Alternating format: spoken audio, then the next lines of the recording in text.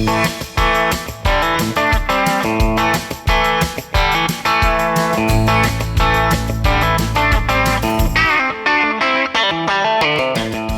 is the Great Alaska Hunting Podcast. I'm Dalton Gray. And I'm Ryan Humphreys. Broadcasting from our hometown of Fairbanks, Alaska. Thanks for listening and enjoy the show.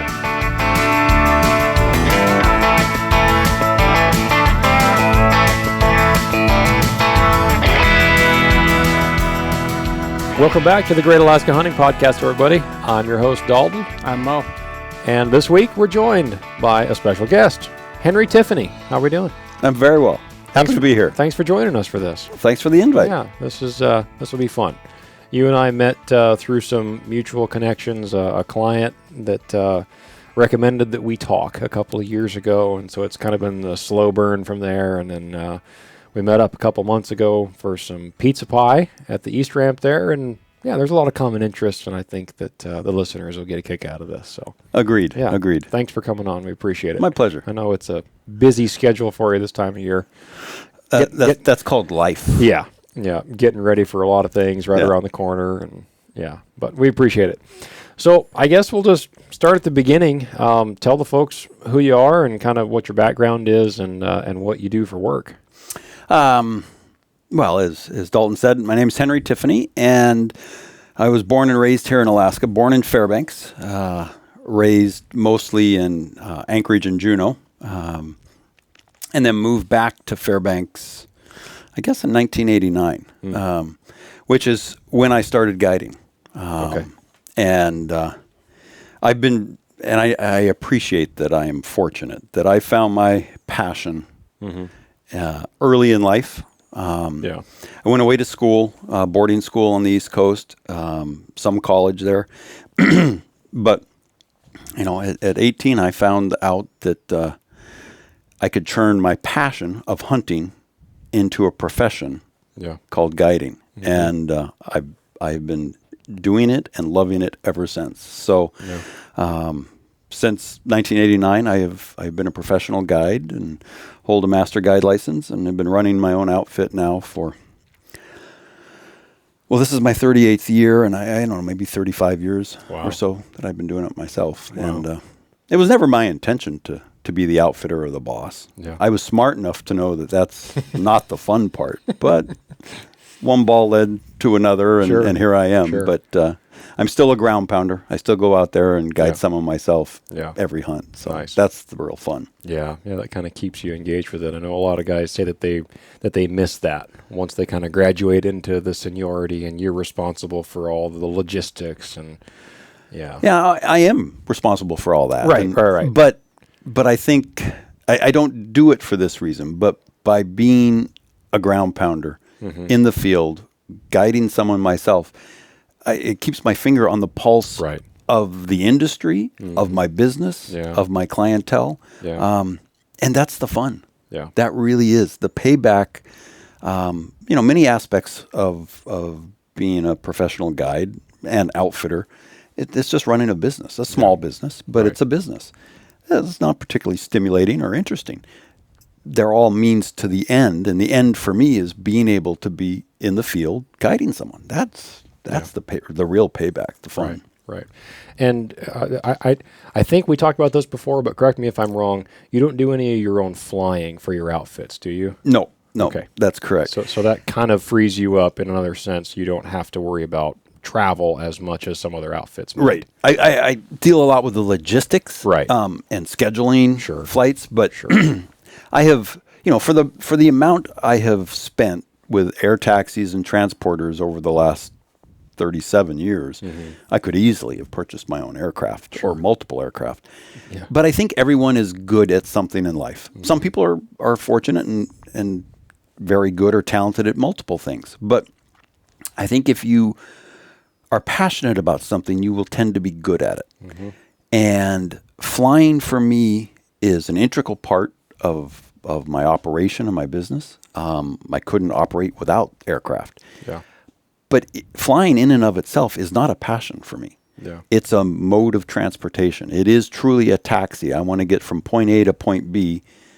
And in Alaska, oftentimes the only way to do that, except for a multi-week hike is with an aircraft. Right. So I always felt, let the people who love to fly and are good at it and passionate about that aspect of it, let them do the flying. Mm-hmm. I'll do what I'm good at. Yeah. So I agree. I don't miss not owning my own aircraft. And I have had many guides that I have trained and proteges that have tried to reinvent the wheel, and I chuckle every time because they go off, they start their own outfit, and they're guiding, mm-hmm. and then they decide to get an airplane, mm-hmm. and I can write the script because I've seen it a number of times.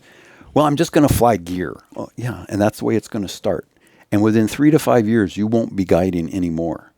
And to date, I have not been wrong once. Yeah. Because you can't really be the air support for a guiding operation and be on the ground guiding. It just, people try, and they will continue to try in the future, I'm sure. But good luck, because you're going to need it. Yeah, I agree. That's been my experience at everywhere I've worked, too. Either you're the ground guy and you're doing all that, or you are in charge of and dealing with and providing transportation. Right. It's almost impossible, if not entirely impossible, to do both. Or even if you are somehow able to figure it out, you're not going to do either of them well. Yeah. And one of them just produces a poor service. Yeah. The other one can produce lethal results. Right. If you don't do both or either well. Yeah. So I've always just focused on on what I like to do and what I'm good at. Yeah. I think that's a very fair approach. I think that's good. But so you've been I guess we can just back up a little bit. So you said that you started guiding in what year was that again? 89. 89. Okay, that's what I thought. Yep. And so in 89, you were working for somebody else for the first few years. Yep. And then did that graduate into you taking over that area from someone retiring or moving or selling, or did you just strike out on your own from there independently and find a new area? Good question. No, I was working for someone who... well, actually, I had two mentors, mm-hmm. Both of whom I'm happy to name. Sandy Jameson was my mentor really sort of for northern Alaska in the Brooks Range, and then Tom Kirstein was my mentor for the brown bear in the peninsula and Kodiak. And both of them were and are dear friends that I'm close with today. Sandy, unfortunately, passed away a couple years ago. Yeah. But Tom is still going strong and is a great human, a great person, and a great guide. Yeah. So I was working for Tom as one of his bear guides, and I sort of evolved into Sandy's head guide. Mm-hmm. And Sandy didn't have a huge operation. But enough to keep himself and myself and a couple others busy. Yeah. And I never really wanted to, I was smart enough to realize when I get to show up with my kit, my personal kit, and go do the guiding, and then at the end just pick up a paycheck and say, I'll see you next hunt or next season. Yep. That's all I was. Pretty cool. That was pretty cool. That was great.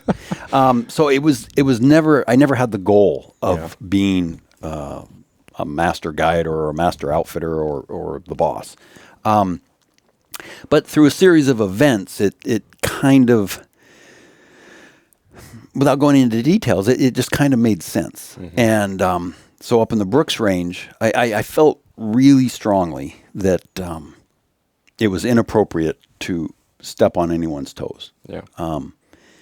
What a novel idea. Well, yeah, it's an idea that has been lost some by many. I say that tongue in cheek, obviously. I know you do. But yeah. So it was important to me because guess what? There were a lot of guides before me, and there will be a lot of guides after me. Right. But when I look in the mirror, I wanted to do it with a clear conscience that I didn't screw anyone. Yeah. I didn't horn in on their area, take them out. Back then, people, in the last 10 or 15 years, there has been a proliferation of younger guides, regardless of their age, their longevity in the business. Right. Younger guides buying areas from other guides. Well, when I started, that was almost unheard of. I mean, it just didn't happen. Yeah. So another close guide friend of mine that had worked for Sandy and had worked for Tom also, and that's how we met. And he and I'm his son's godfather. We're dear friends today as well. But he had found a little spot up in the Brooks Range, Central Brooks Range on the south side, and started guiding a couple of sheep hunters there. And he and I started, and after his first year, he said, "Hey, this is a good little spot. Yeah. Come help me." So we did it together. And we did it for about 2 or 3 years, just the two of us, and we'd have like 4 or 5 clients. And it was going great. And again, I didn't have to, he was actually doing some of the flying, so I just got to show up with my kit. Yeah. And things were fine. I was working for Sandy, working for this friend, and then Tom. But then he had his first child. And where he landed up there in a saddle, I would have to agree with his wife, who said at the time, it's not a matter of if you're going to crash there, it's just a matter of when. And I agree that probably was an inevitable result. And she said, listen, we have a little baby now. Yeah. You and this flying are done. And he said, he acknowledged the risk and he agreed. Okay. So I said, well, if you're getting out of it, I'm staying in it. Now I'm going to hire someone to do my flying. Yeah. And so I just kept guiding sheep hunters there and have been ever since. So the first year I was up there guiding was in 1990, and I've been guiding sheep hunters up there ever since. And then, sometimes things have a way of snowballing. And so, I did just sheep for a long time, and then this great guide named Jeff Poor, who I'd met through Tom. Yeah. My first year, he used to work for a guide up in the Brooks called named Bernd Gedicke.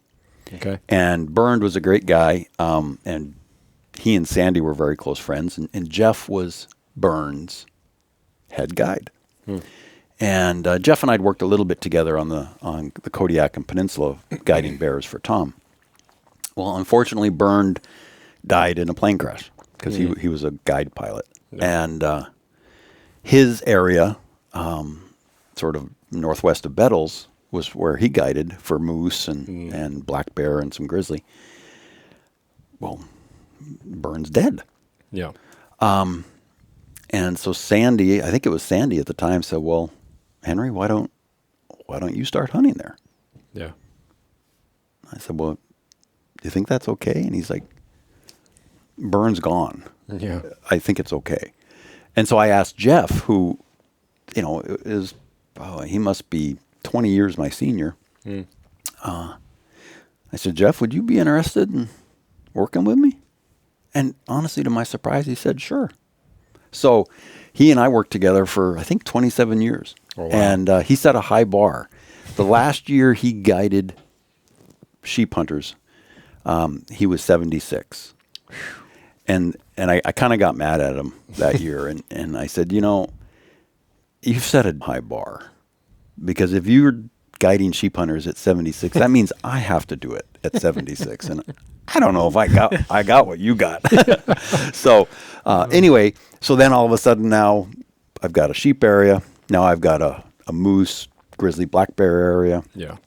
And then some of the refuge areas opened up, or for application. Yeah. And like my brown bear area down on the peninsula, again, I felt it was pretty important not to step on people. But I have 2 refuge areas, one on the peninsula and one up in the Brooks Range. And in both cases, particularly the one on the peninsula, that the guide that had held the area did some things that the state and the refuges weren't real happy about. And so I knew that they were, in a sense, being pushed out. Yeah. They weren't going to be invited back. Right. And so I applied through the long application prospectus process for those areas, and I got both. And and I've been operating there ever since. So, so that's sort of how I ended up where I am today, was not through clear intent or desire.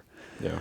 It's just circumstances, and the snowball that you get caught in sometimes just keeps rolling, and there you go. But I've never, there are a lot bigger outfits out there than me. Sure. I have always firmly believed and focused and concentrated on the quality of the safety of the hunt, the quality of the hunt and the experience, and the quality of the animal more than the quantity. Mm-hmm. So there are a lot of people who guide more sheep or bear or whatever hunts than I do. And that's fine. To each their own. I don't really want someone telling me how to run my operation, and I'm not going to tell them how to run theirs. But for me, I'd rather focus on a smaller number of people with a higher quality overall experience. Yeah. And I learned a long time ago, there are a lot of ways to make a lot more money with a lot less effort than guiding. So I'm pretty good at accounting and business, and this is not the business to be in if you want to be a millionaire. It just, the numbers aren't there, folks. Yeah. So if that's your priority, that's great. But trust me, go do something else. Right. You're not going to work as hard, and you're going to make more. But if you are passionate about the outdoors and Alaska and hunting, then the truth of it is, my God, how lucky am I? I get paid to go hunting. Mm-hmm. That is a dream come true. And even all these years later, it's still how I feel about it. Yeah, I couldn't agree more. Yeah, it's always nice to meet somebody who has as many years in the field as you do, and you still have this genuine appreciation and excitement over it.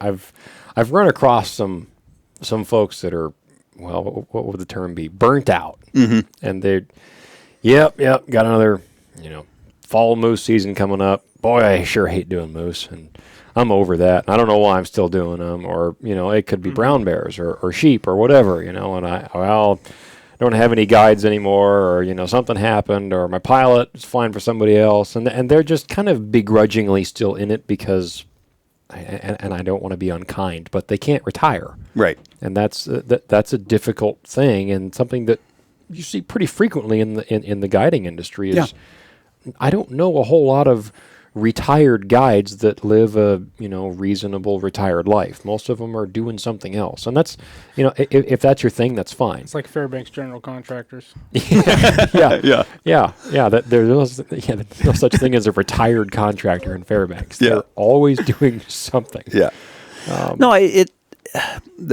Sometimes I wonder. I've often wondered. So when and I don't know why, I got kind of focused and determined that within 2 weeks of guiding, my first time, and I remember that hunt like it happened last week. Sure, yeah. And it was in August of 1989. Was not really the name of the lake, but everyone called it Eskimo Lake up in the Anwar. Yep. And I knew I was hooked. Yeah. I knew I was. And so I decided, okay, I want to become a registered guide. And then when I became a registered guide, then I got it in my noggin that I wanted to be a master guide. And it was just because I was so excited and passionate about this. I'm just going to run down this path as far as the path goes. Yeah.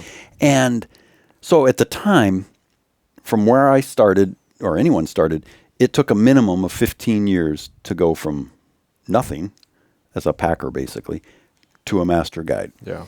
And that's the time it took me. Yeah. Because I, fast-tracked it. Sure. Often I have to admit, I have wondered, in 15 years, I could have gone through medical school and gone through residency. Yeah. I could have easily gone through law school and had my own practice. Sure. You name almost any profession, there aren't many that take more than 15 years. Yeah. And so I could be a doctor or a lawyer or any number of other things. But if I had chosen that path, I might have a much larger bank account than I do now. but I'd be spending all my time and any extra disposable income I had to hunt in Alaska. So, and I wouldn't wake up probably being excited to go to work. Yeah. And that's not to say that every day I'm excited. Sure. But particularly actually when I'm out in the field, it's got to be pretty rough out for me not to wake up, even if the weather's bad, with a good attitude. Yeah. So, there is a part of me that thinks, what if I had gone down a different professional path? But I don't actually regret it at all. Yeah. Sounds like you probably shouldn't dwell on that one too much. I don't. I don't. That's an interesting way to look at that. I've never thought about that before. That's very interesting. That kind of reminds me, that book sitting right there, the yellow cover, the Last of the Great Brown Bear. Oh, yeah. You've read that one, I assume. When I was in high school. Yeah. The Brown Bear Hunter's Bible, basically. Did you know there was a second one? I probably have it on my shelf. Okay. So he has it. I don't still haven't read it yet. Okay. Well, we're going to fix that. I want to read the second one. But we discussed that book in a couple of shorter episodes on the podcast a couple of months ago now, I guess, and just kind of highlighting one of the great Alaska hunting books in our opinion. And it was a phenomenal storyline, obviously great bear hunting stories, that goes without saying. But what really caught both of our attention, and it kind of stands out with your story too, is the opportunistic working mindset that we seem to be lacking in more society than not today. Does that make sense? Like, Penella Tallefson didn't have a great background in the lower 48. It was bouncing from, working at this fur farm to going on, to the West Coast during the Depression, living for over a year in a wall tent on some river somewhere and going out and poaching deer for the logging camp, a little bit of pan mining here and there. Go back to Montana, try the fur thing again, didn't work out. Back to Oregon again, didn't work out. Saw an ad in the newspaper and said, Kodiak, there's gold. All right, let's get on a boat. There's work there. And then somebody from forestry saying, you guys should bear guide. So we started bear guiding. Then other outfitter comes in and says, no, you can't. Then they work around it, go through the World War II, come out of it, and they're bear guides. And so it was never their intention to come to Alaska and be the great brown bear men. It just was one door closes. Okay, well, let's turn around. Okay, that one's open. Let's go there. And you just follow that, and it's not just the passion, but it's also the work ethic. Yes. That for folks that don't understand, like, going from packer to master guide is, well, like you said, 15 years of field experience. And that's good reviews on clients' parts. I mean, you don't become a master guide by being a bad guide.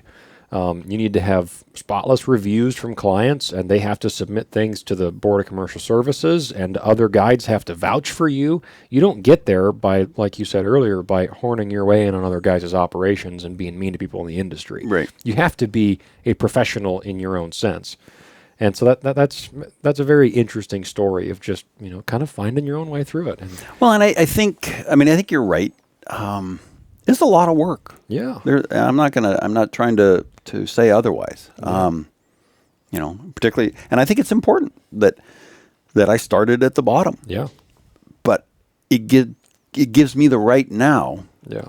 That the younger guys that are working with me, I never have, nor will I ever ask someone to do something that I haven't done myself, probably a lot more than they have. Yeah. However mundane or menial or crappy the task is. Yeah. Like digging a crapper. Like, yeah, sure. Or, fleshing the third bear hide in a row. Whatever it is. Yeah. I've been there. I've done it. I've paid my dues. Right. But just because I've paid my dues doesn't mean I don't continue to pay them. Yeah. I do, and sometimes it's the same dues that I paid the first year I started. Yeah. But I think another part of it is, my dad and I were talking. He's a probably my primary mentor. And at 85, he is. Now I aspire to be as he is in terms of physical and mental fortitude at 85.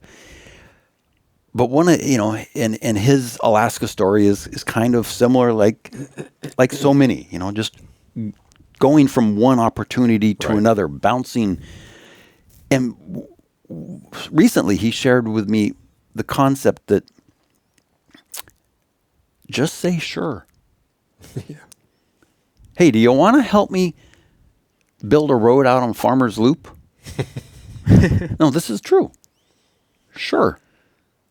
Well, Farmer's Loop is here because of my dad's company, or part of it is. Wow.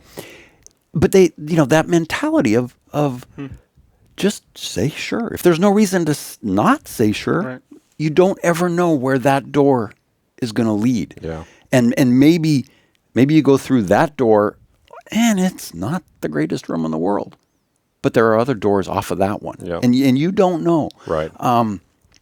And I think society and everyone out there, they have this the work ethic has changed. Yeah. And they have this distorted view of wealth creation. You see the stories of Mark Zuckerberg or Jeff Bezos or something. Now, these basically young men made an incredible amount of money reasonably quickly. And that's not to say that they didn't earn it in their own ways. Yeah. I don't know what they had to do. I'm sure they had hard times and had to pay their dues in their own ways. Oh, yeah. But, I've got, children that are in their late teens, early 20s. And the idea that they're entitled to anything? No, you're not. I don't think any of us are entitled to much. Yeah. I guess when we start out at birth, we're entitled to life. But beyond that, where is it written that I'm entitled to a job? Right. No, I have to earn the right to work. Absolutely. And there's instant gratification has become so commonplace that it's not even thought of anymore. And I mean, I see it. I know I have lost bookings or clients because I haven't responded within 12 hours. I know I have. And, well, you didn't get back to me in time. Well, I'm sorry. I was in the field for the last week. Yeah. Well, I moved on. I found someone else. Okay, that's fine. And in reality, if someone is that impatient, then I don't think going with us is really going to be a great fit anyway, because I have no patience with some things, but when it comes to hunting in the wilderness, I have quite a lot of patience. But just as a whole, I mean, texting. If you send a text to someone and you don't get a reply usually within an hour or two, what's wrong? What's wrong? Yeah. Why aren't you texting me back? Right. I mean, so it's almost become ingrained in us that we need this instant gratification. Yeah. And that everything happens very quickly, if not instantly. Yep. Well, work and building a life, it takes time. It doesn't happen instantly. Wealth isn't created overnight. Yeah. I mean, if I had looked in the crystal ball and I don't know, to pick it out of the air, bought Bitcoin when it was $100, Sure. and put in 10,000, I know. Even that would have taken 10 or 15 years. Right. Yeah. Right. So- and when would you have sold it? And When it hit $200? right. Don't get me started with the markets. But so I think having the mindset to being open to opportunity, being willing to look in all kinds of different doors, even doors that you wouldn't think. I've encouraged my own children. You may be in college to study a particular thing, but don't be afraid if something, an anthropology class excites you or sounds interesting, go for it. Yeah. You may be studying business or journalism or whatever. That's fine. But don't close off other ideas. Yeah. And because you don't know where they're going to lead. So I think having the willingness to say, sure, Yep. I'll try that door. Yeah. Yeah, I agree with you. I think of the saying that Mo and I both heard growing up is, don't look for a job, look for work. Mm-hmm. That's what we were both told, growing up as teenagers. It was, you're not looking for a job because a job is a specific selective thing. And, this is this position or that position. No, you show up with your tools or your just your attitude when you're, 16, 17 years old. And I need to work. And, even the job that I have now, working for the guy that I have now, when I got that job 8 years ago almost. Has it been 8 years you've been working with that guy?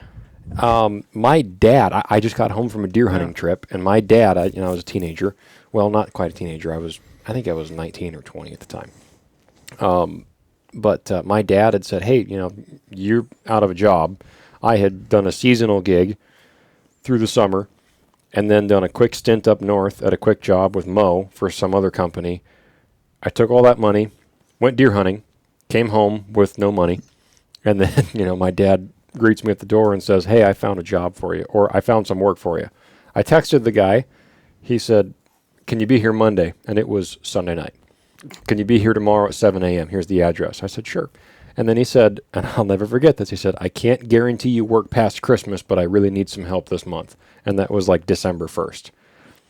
We have not run out of work in 8 years. And if anything, we've expanded. Well, we have expanded and things have grown. But that's, you show up and things keep coming and things keep coming. And then it grows into a friendship and a nice, small company to work for. And then he let me start guiding. And did you catch the word you used? Which one? I said, sure. Yeah. Yeah. There you go. Yeah, absolutely. When you said that, I was thinking it's similar in some ways for me. I worked for somebody. And he had a hard time managing a little bit. And 4th of July came. I was like 17 or 18 years old, and he thought as a kid I'd want the week off. So he said, take the week off, because he didn't have anything for me to do. Mm-hmm. So I got on Facebook, and I said, does anybody need any work done? I made triple that week what I would have made working for him. And I came back to him and said, can I have the rest of the summer off? I'll be back in the fall. He said, sure. I worked for myself for like 3 years. Then my current boss, who I was purchasing material from, said to me, because I was a regular customer, and he liked me. He said, if somebody paid you more money than you make right now working for yourself, would you work for them? And it was like 3 months later, I was like, hey, that was a good question. So I called him up and said, yeah, I'll work for you for 3 months for the rest of the winter. And it's been five years now. Oh, good. And I make more money than I really could have imagined doing what I do. And it's the same thing, just opportunities and showing up and working. And saying sure. Yeah, exactly. Yeah. Yeah, and it's funny, it's a small world that my boss now was a teenager and met you on a building project. I think it was with Sandy back in the day. And for folks that are local to the Fairbanks area, if you've ever been to any outdoor shows or banquets or things, occasionally you'll see a Sandy Jameson painting go up for auction. I had one that I saw that I tried to bid on. Well, I did bid on it at one point, and I got quickly outbid by the competition. I did not say sure in that moment. But, he's a well-known local Fairbanks guy over the years. And, and sad to see him go. Your boss's father and my dad have been friends for, I don't know, more than 50 years. I don't know, at least 50 years. The Alaska, we all know this. Alaska's huge. Population is bigger than it was, but it's still not huge. But really, you got to be careful, just like within the guiding industry. Then you have a subset of that. We all know each other, one way or the other. There's that whole 7 degrees of separation with Kevin Bacon or something. Well, in Alaska, it's less than that. It's like we're all cousins. 4. We're all cousins. Right. Within 4 people, everyone knows someone. Yeah. There's you probably know somebody from my boss or my boss's family. I wouldn't be surprised. Been in Fairbanks for a long time. Yeah. So, funny. But it's nice. Yeah, it is nice.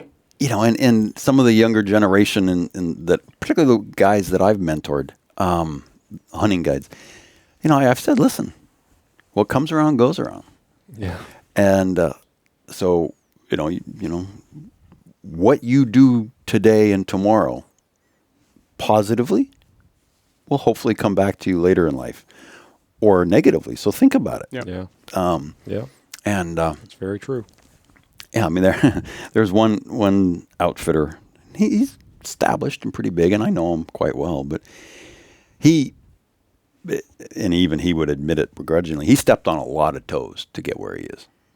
And I heard, you hear, everyone knows what everyone else is doing. I've already got like 5 names. I'm thinking like, and then fast forward 10 or 15 years, and he's complaining. Particularly when I was chairman of the Big Game Commercial Services Board, he was complaining to the board about how all these guys are stepping on his toes. And I had to pull him aside and I say, I remember telling you, be careful. What comes around goes around. Yeah. What you did to others is now being done to you. So really, what gives you the right to complain too much? Yeah. Didn't stop him from complaining, but it's a truism. Yeah. If the shoe fits, don't walk out of here barefoot. Right. Yeah. Well, maybe we take just a quick break, and then we'll jump back in, and I've got some questions, and we can kind of talk about more hunting stories here. Sounds great. All right. And we're back. Short break there. So now that we've kind of got the establishment of your background and kind of gotten the feel for that, and we know that you've been guiding and outfitting for a long, long time, now we get into the nitty-gritty. The fun stuff. Hardball questions. But first, if I can get you to bump that mic just a little bit closer. Yeah, that works. Okay. So sheep hunting is obviously an integral part of your career over the years, and you've done a ton of that. Obviously, you've said that. And then brown bears a lot as well. And I know before we've talked, we don't necessarily have to go into a lot of it, but you don't do really any moose anymore. I did a lot for a long time. Right. Not so much anymore. Yeah. But if we had to say the main 2 species that you would specialize in, if a client wanted the 2 species that you would say maybe that you are the most geared for, it would be sheep and big brown bears. Correct. Would that be right? Yeah. So I have some specific questions in mind about that. And there's obviously a lot of talk in the hunting space about sheep hunting. It's very popular. I think it's probably even surpassed previous levels of popularity just due to maybe the marketing strategies of certain companies in the industry, gear, backpacks, even the gun world now. I mean, Weatherby came out with a 4-pound rifle a couple weeks ago. The ultralight marketing in general. Yeah, so anything that is, any company that is manufacturing elite level gear in the hunting industry usually has something to do with the sheep hunting sales pitch, right? And that's not good, bad, or indifferent. It's just the way it is. But as a result of that, there's a lot of talk about sheep hunting. And so I'm curious to hear the perspective of a 20-something year, I guess over 30 years experience as a guide, and what your take is on some of these topics that get talked about a lot. But I always wonder, and I always like to ask some of these questions from the guys that have actually been doing it multiple times longer than anybody else around. So for sheep hunting specifically, and we'll start with sheep hunting, what do you think the most overlooked aspect is? It could be a gear thing, it could be a mindset, it could be physical fitness, any number of things, expectations. What do you think the most overlooked aspect or part of sheep hunting in Alaska is by a prospective client that's looking to come up and say sheep hunt with your outfit? That's a good question. And there are probably a number of good answers. I would say the biggest single factor, and when you go on a hunt, whether it's personal or a guided hunt in Alaska or anywhere,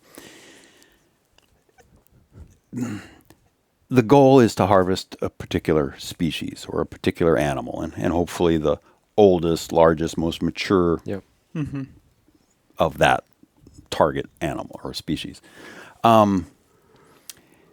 There is a difference, and I've felt this since I was young. There's a difference between being a hunter and being a killer. A killer is, in my definition of the two, a killer is someone whose really their only interest is in drawing blood. That's it. A hunter is someone who realizes that drawing blood is an important aspect of the experience, but it's not the whole experience. And where it's really been driven home to me, there have been at least 3 different occasions I can think of with sheep hunters, completely independent, and many years apart, where someone has called me and said, Henry, I'm interested in going on a sheep hunt with you. Okay, great. So 2 years ago, or whenever, I killed a 40-inch ram in this area with this guide. And I'll say, wow, well, that's great. Congratulations. Yeah. And I'll be honest with you. I probably can't beat that ram. Yeah. No. You don't understand, Henry. Yeah, I killed a Boone and Crockett ram, but it was a horrible hunt. I want to go on a hunt. Oh, that's not where I thought that was going. No, it isn't. And the first time that happened to me, I thought, no way. Interesting. And so I remember the guy, and he came with us. He had a great hunt. Ended up killing a nice, I don't remember, 37, 38-inch ram. Yeah. But it definitely was not Boone and Crockett. It was not close to 40. But he had a great experience. And so that reinforced my whole notion of there is a difference between being a hunter and being a killer. You'll hear in sitting around talking to other guides or hunters, man, that guy's a killer. Now, that's a different way. That's saying he is a good hunter and he knows how to hunt and how to get the job done, whether it's for himself or herself or with a client. Yeah. So that's a different definition of killer than I'm using. Right. So people need to understand, and it doesn't matter if you're hunting in Africa, where I've been 3 times, or Australia or Alaska. You're not buying an animal. If you want that, go to Texas. They have them. You can buy one there. And I nothing against Texas. I like Texas. Yeah. But you come to Alaska on a sheep hunt, no one has them tied up for you.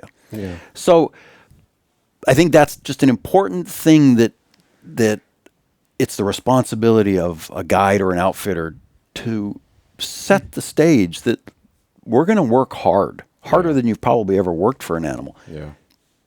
But despite that, we may not get what you're looking for. And that's okay. That doesn't mean it was a bad experience or a bad hunt, or you're a bad hunter or I'm a bad guide.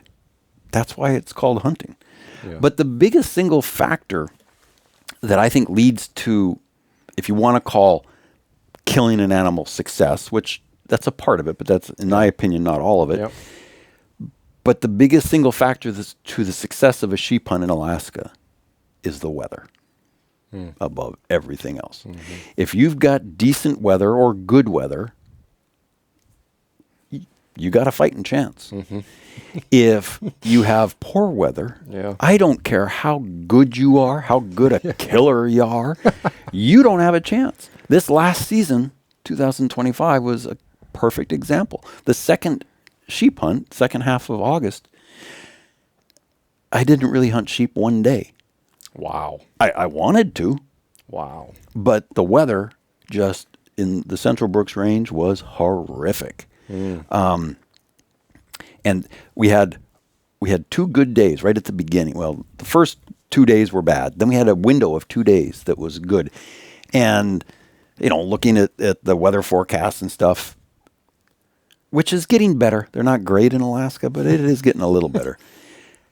I had a young man and his father. The young man was hunting. The dad was along just as a companion. Yeah.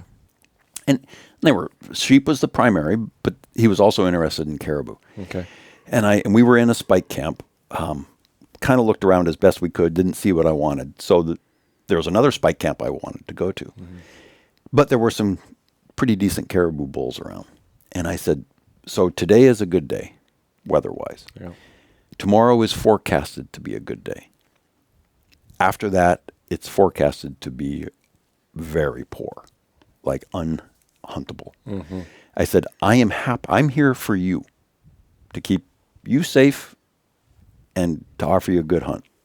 So I don't care what the answer is. It's your hunt. It's your experience.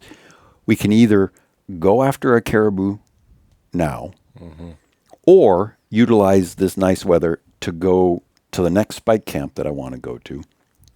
And we may or may not have huntable weather. And he thought about it and he said, let's go for the caribou. So we did, and he got a real nice, had a great shot and got a nice caribou bull. Nice. And I'm glad he made that choice. Yeah. Because the whole rest of the hunt, in fact, actually from then all the way through the end of October, it was horrible, horrible weather. And we wouldn't, if we'd gone to that spike camp, we would have, you could only see the bottom third of the mountain. Yeah. So the weather is really the single biggest factor. Yep. You can have the lightest everything, the best everything. You can be in the best physical condition you want. If you can't see where you're, and it's not seeing where you're going, it's seeing the animals. Right. Because if you stumble, I learned most all my lessons the hard way, which is I did it wrong, learned that I did it wrong and screwed things up, and learned not to do it that way again. So, even if you know where you're going and from experience, or you've got a map and a compass, which is something that a lot of people don't even know what those are anymore, or you've got your InReach and a GPS. Yep. Even if you know where you're going, if you can't see, and I've tried it, where I can only see maybe 50 yards, and it's not fog, it's clouds. Yeah. And you're not worried about safety. You can get where you want to go through one form of navigation or another, but you start stumbling around basically in the clouds, and then you hear the clatter of hooves. And they're within a couple hundred yards because you couldn't hear them otherwise. Yeah. But you cannot see them. And then you get up there and you look at the track and you're like, well, that's definitely bigger than a ewe, so it has to have been a ram, but you have no idea if it was a good one or not. But I can promise you it's not there anymore. Yeah. So, hiking around in the clouds is a futile endeavor. Right. And so you can be fully prepared in every aspect, but if the weather isn't cooperating, and trust me, if anyone can figure out how to change the weather and make it do what you want, we can all quit our day jobs. Yeah. So you can't, and you can't fight it. Yeah. Don't let it bring you down. It's part of nature. It's part of life, and it's part of a hunt. Yeah. And sometimes you get lucky and you get great weather, but sometimes you don't. Yeah. And it makes you appreciate those great weather hunts all the more. Right. So I would say that's, in my opinion, the biggest single factor is the weather. Yeah. Well, that's why God invented Hilleberg tarps. Right. So that it's palatable to not be in your tent when it's like that. Right. Yeah. The last sheep hunt that I guided, Mo was the packer on, and we pounded out a lot of miles over the course of the hunt, and didn't see a ram that was worthy of putting a tag on. Yeah. Saw pretty much beautiful weather the whole time, yeah, right? pretty good weather. One rain day, maybe two rain days. Yeah. I think we maybe spent one whole day underneath of a tarp, but maybe that. And this was fall 24 season. Yeah. But, client ended up shooting a nice caribou on day 3 or 4, up at 4,300 feet where they are in early August. 5 miles from the strip. Right. Yeah. Which then was his next 20-mile day of ferrying while the client and I sat in spike camp and glassed. Anyway, but, it was the experience. And obviously, you're trying to manage expectations from the start. The client is always full of questions, and the expectation is there. And obviously, sheep hunt is not cheap. Nobody's trying to downplay the fact that we don't want you to get a sheep. That's not the case. That's not the case. Right. But you have to understand it, and it's like you said, and we say it all the time, and you hear it more and more. You're buying a hunt. You're buying a maybe. Mm-hmm. So come with the expectation to have a great time.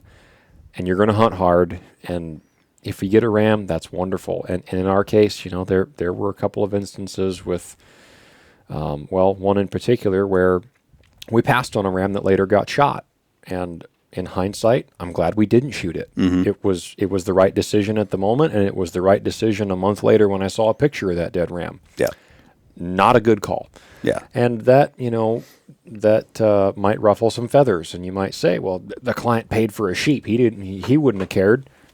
Well, that's not the call that was made, and you weren't the one there. So, I don't know what to tell you. But the outfitter agreed with it because he doesn't want his guides shooting squeakers either. Right. That's not right for anybody. And a client, certainly, in my mind, if I was a paying client, let's say I wanted to go to Africa. If I paid however many $10,000 it is to shoot a Cape Buffalo, why would I show up and shoot a dink? Mm-hmm. I go halfway across the world, which for a lot of lower 48er guys, they're blue-collar guys. A lot of them are blue-collar guys, which I did not expect early on in my guiding time. But, they show up, and for them it is halfway around the world. Yeah. They've never seen the mountains like that. They've never, it's not high elevation necessarily, but it's big mountains, it's rugged terrain, and they're wearing boots that they never wear for anything else, and wearing clothes that sit in a cardboard box at home. This is their safari for them. It's extreme. Right? It's crazy for them.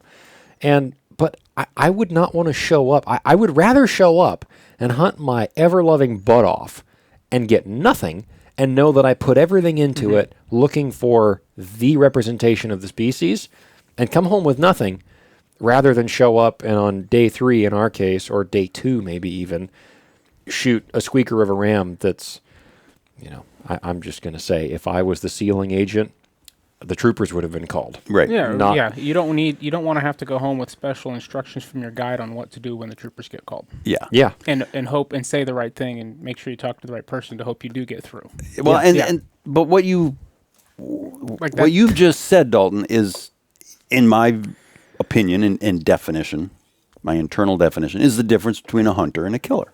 Yeah. The killer will go to Africa and, shoot whatever, Cape Buffalo, to say, I killed a Cape Buffalo. Right. A hunter says, no, I've got expectations. Right. And it's okay if they're not met, right, as long as I tried. Right. I mean, I'll tell you from a personal, you guys like to talk about hunting stories. Oh, yeah.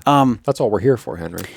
Since I was a kid, I mean, and I shot my first moose at the age of 10. Yeah. And a couple of ducks and stuff before that, but age 10 is my big game hunting career started, and I got hooked. Yeah.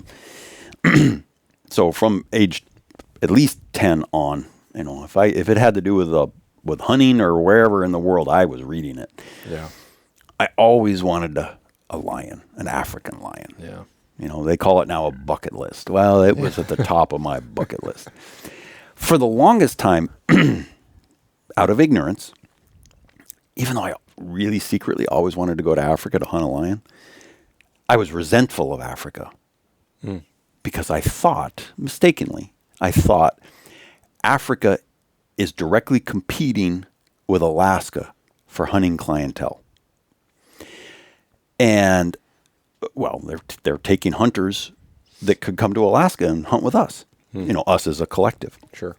What I later learned is there are only 2 things similar with Alaska and Africa. You could probably include Australia. All 3 start with the letter A, and in all 3 you're hunting. But besides that, they are completely different. And I've spent, over the course of 3 different trips to Africa, I've spent, probably 2 months there. And so I'm no expert, but I've paid some dues. Yeah. They're both great, but it's apples and oranges. They're just different. I think the only time they ever compete is if you have a brand new hunter who, I'll just pick a state, Oklahoma, and they've hunted whitetails. They want to branch out and hunt more than whitetails. Mm-hmm. And they are now have the means to go wherever they want. In that particular instance, Africa and Alaska compete with each other, because here's a hunter who the world's their oyster. Yep.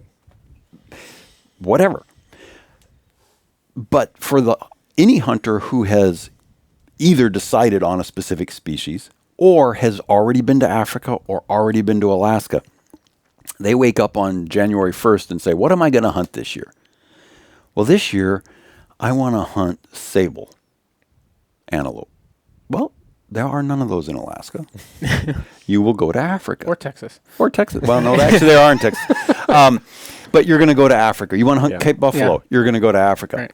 Or they wake up and say, I want to hunt Dall sheep or brown bear or grizzly.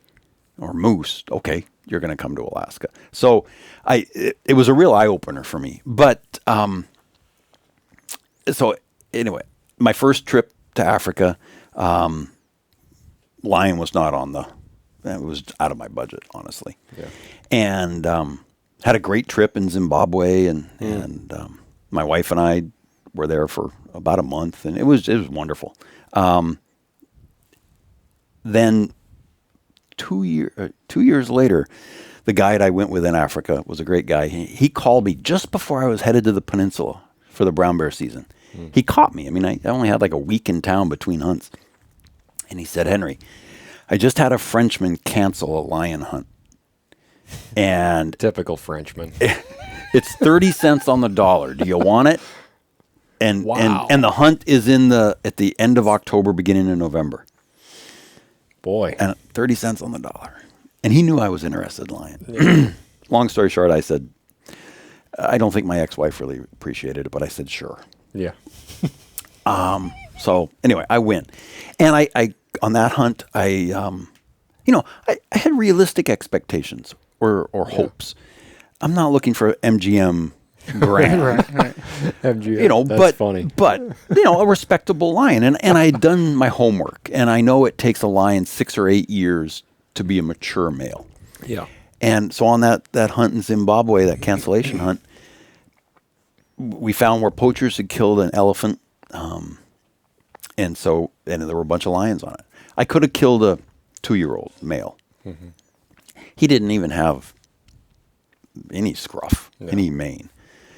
And I said, no, that's not what I'm interested in. Yeah. And my guide was totally supportive of it. So I left that hunt without killing a lion and was completely happy with the hunt. Yeah. But then I got it in my head, like, now I got to do this. So I booked a lion hunt and this was in 2006, I think. I mean, nowadays, there's no way I could afford it. Yeah. They've gone up so much. But I had to take out a loan, home equity loan, to pay for the hunt. Maybe that's why my ex-wife is my ex-wife. I'm not sure. So this was a 21-day hunt in Tanzania, and it's a long story. It was 21 days of hell. It was the most unpleasant hunt I've ever been on, either as a guide or as a client. It was horrible. Boy, that's what you want to hear. Yeah, well, I mean, it makes you appreciate. Yeah. So it was a very reputable, big-time outfit and everything. Second to last day of that hunt, and and I'd seen pictures. In fact, some of my clients had hunted with this guy over the years. And I'd seen pictures of the lions, and they were nice. I would have shot any of them. Second to last day of the hunt, we're driving around. There's really tall grass in this area. And so we see these couple of lions on a termite mound. And so we get within, I don't know, 50, 60 yards. And he said, yep, there's the male. And I look at it.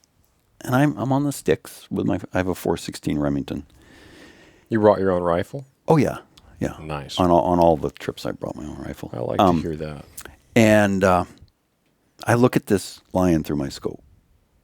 I've got the safety off. Mm-hmm. Like I said, 50 or 60 yards. Sure. I'm not saying I'm a sniper, but I'm pretty confident I could hit it. 50, 60 yards, yeah. And I looked at that lion. He had a little bit of a sort of a ridge down his base of his head and down his neck, and a little scruff. And I looked at him, and I had the crosshairs on him, on his chest. And I thought to myself, I could pull the trigger right now, and I have no doubt I'd kill you. But if I do, every time I look at you sitting in my home in Fairbanks, I'm going to wonder, why did I pull the trigger? And I don't want to do that. Yep. So I pulled the rifle up and put it on safe. And I looked at my guide outfitter. At this point, 18 days into it, it was clear neither of us liked the other. And I said, I'm not going to shoot that lion. you have to shoot that lion. Oh, really? Why is that? Well, if you don't shoot that lion, it's going to screw up my average. I'm 100%. He said that? Yeah. I looked at him and I said, you can take your average and shove it where the sun doesn't shine. I don't care. And I turned around and started walking away. So, that's a story that, I like to think that I'm a hunter, not a killer. Yeah. And now, granted, that Tanzania trip was not one I would recommend anyone go on. But regardless, I didn't kill a lion, but it was good. It was a good experience in that it made me appreciate all the hunts before that had been good and since. Right. Mm-hmm. If you never have a bad experience, you don't have a baseline. Right. Well, I definitely have a baseline now. So I think, your whole idea, and you're talking about that sheep you guys were on, you made the right call. And what I preach to my guides in regards, since we're on the topic of sheep, is if in doubt, don't. Yeah. It's that simple. Right. Mm-hmm. If you have to try to convince yourself, I'm pretty sure that's an annuli, or I'm pretty sure. No, just no. Unless it's a unequivocal, oh yeah. Yeah. Then walk away. I know it's hard. I've been there. I still am there every year. Yeah. Sometimes you just have to walk away. Yeah. But that's still the right thing to do. Yeah. Yeah, I haven't looked at a decent sized ram yet, or a ram of anything more than really a banana horn or a half curl on a personal hunt yet. But I decided I think it was after that hunt, because I hadn't been on a sheep hunt yet. And it was after packing on the trip. I said, okay, I got to get into sheep hunt. I love this. Yeah. Just getting into the mountains. And that I'm going to go. And if I'm not sure, if I'm 95% sure, I'm not going to shoot it. Yeah. It's not going to happen. And when I was a lot younger, I shot a moose that was too small. Mm-hmm. And it was a long ways out and a lot of work to pack in, and I had to turn it all in. And, anyway, and that I never want to do that again. Right. Yeah. But, I love getting, now this last year didn't go so well for me. Weather was the biggest thing. You and a whole lot of us. and the tent I had chosen and spent $650 on was not, well, it makes a great summertime tent. But when it comes to the wind, I got in there and I saw 3 sheep, all small. One was maybe, what was the biggest one? I showed you some pictures, and I know, not even a half curl. I don't remember. But and it was the 2 hours of nice weather when the wind wasn't blowing and the sun was shining. Mm-hmm. Right now, I hadn't slept because of the wind in my tent. The sheep weren't out because of the wind. And the year before, from 5 miles away, I had seen this drainage, and I could see there was like, I had a nice spotter, and I could see there was like 4 or 5 big rams. And so I was like, all right, next year when I have time, I'm going over to where I can hunt that drainage. Yeah. Well, that was one of the most humbling experiences I've ever had. Mother Nature and the weather. I mean, I had 16 days blocked out. I think I was out in 7 days just because the weather and my tent and I've talked about it a ton on the podcast. But live and learn. Yeah, but the weather. I mean, that's not your fault. You play the cards you're dealt. The tent was my fault. The tent was your fault. I should have done more research on the tent. Yeah, but the weather. That's no one's fault. Right. And hopefully, as a guide, your hunters are always gracious and understanding of that. Yeah. And I would say for the most part they are. Yeah. Every now and then, it gets a little old and frustrating and they get a little testy. But yeah. Seems like that happens more with brown bear hunts than sheep hunts for the most part. At least in my experience, I haven't guided that many sheep hunts. I've certainly guided a lot more bear hunts, certainly, and killed a lot more bears between personal and guided, many, many bears. But, I've only killed the one ram for myself, and it's sitting there. And it's, no magnificent specimen. But it's full curl both sides, and it's 8 years old. And I wouldn't have And shot it's it sitting here. from 500 yards away. Right. I shot that ram at like 1 o'clock in the afternoon on opening day by myself, and I had packed in. Similar situation. I went to his wedding, was the best man in his wedding, gave my speech, put the mic down, shook his hand, and he said, "Good luck." And I left because it was August 8th. And I was sleeping in my tent that night in the mountains. Oh, looking good at for sheep. you. And, I'd been in there earlier this summer and with my wife even, and found band of rams, found a nice ram that was no longer there. It had since deceased. And it was before August 10th, so we can all assume what happened there.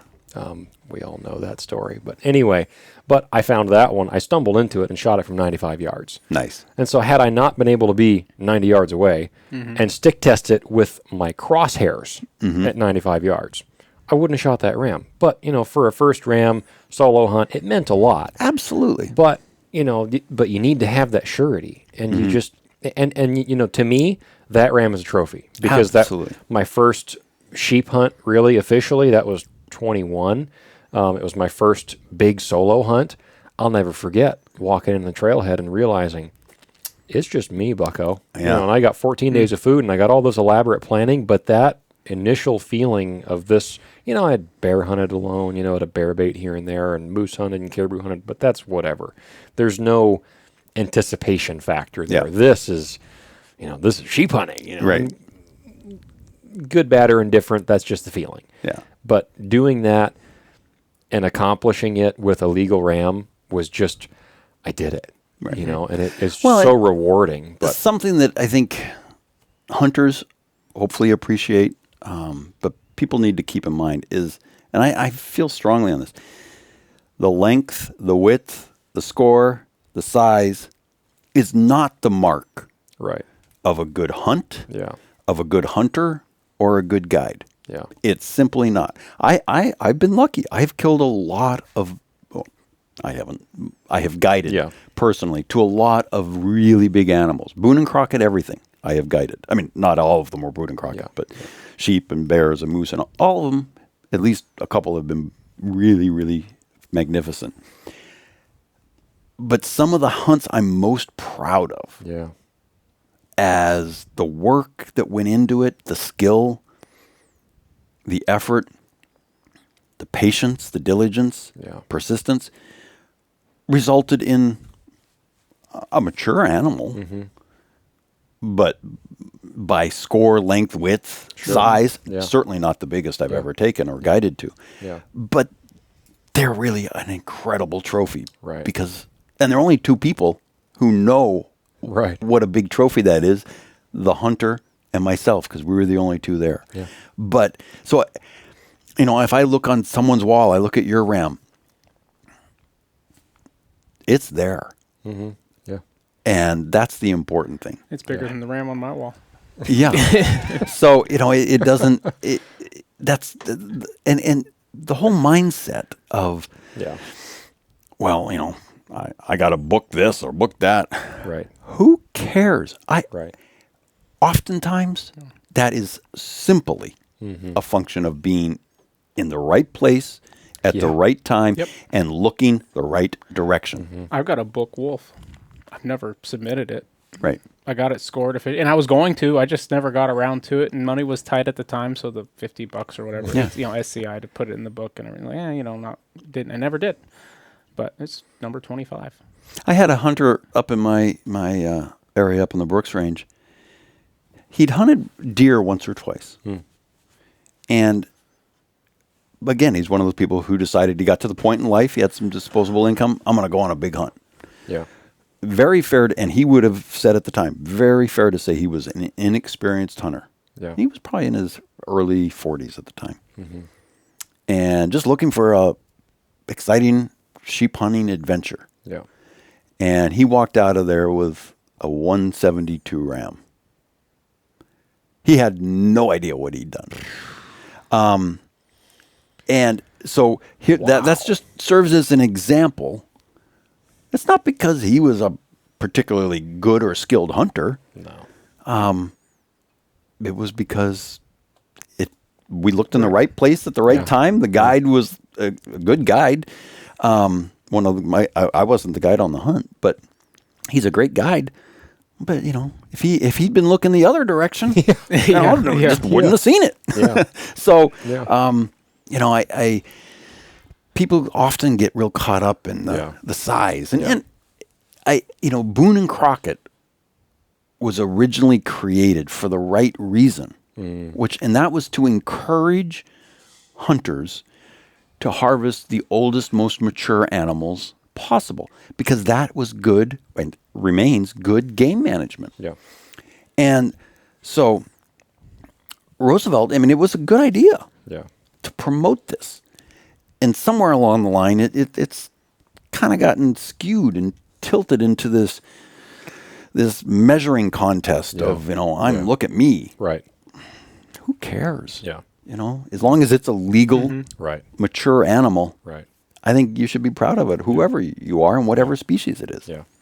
And just for clarification, I say this to say for the people that might question what I said 15 minutes ago about passing on a squeaker ram, to me, I don't qualify that with what I'm saying is a squeaker ram.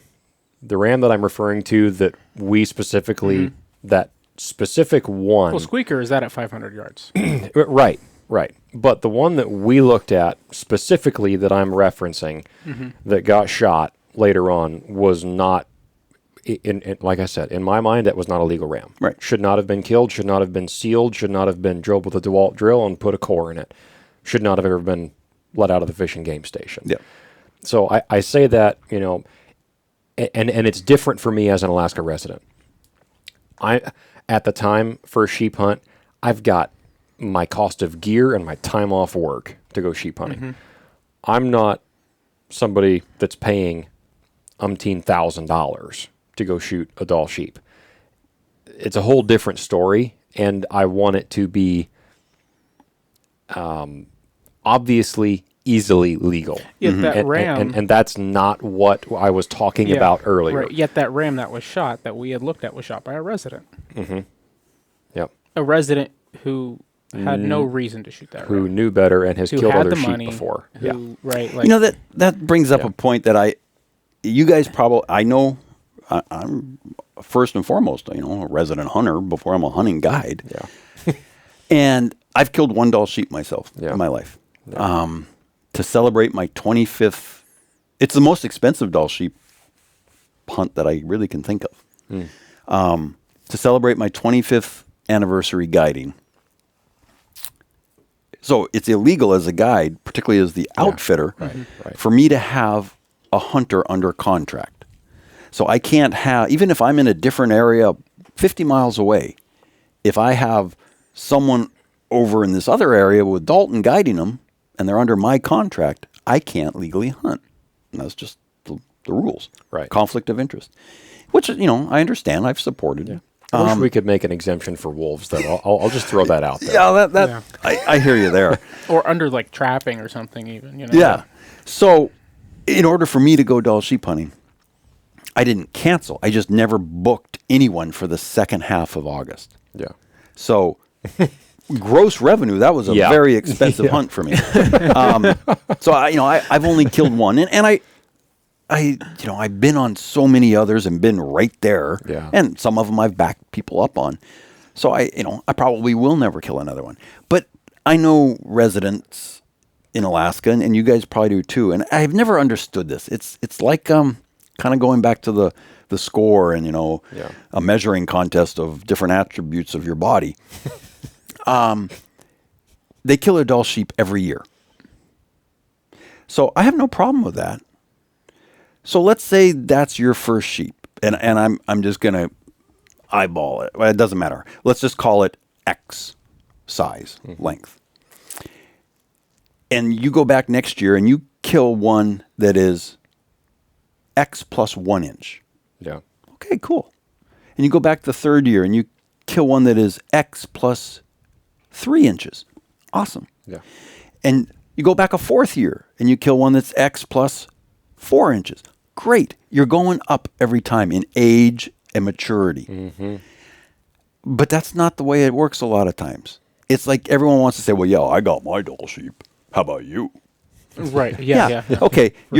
your one 2 years ago was 38 inches. The one you got this year is a squeaker, and he's 34 and a half. Why? I don't understand it. Right. It just doesn't seem like good game management. I agree with you. I agree 100%.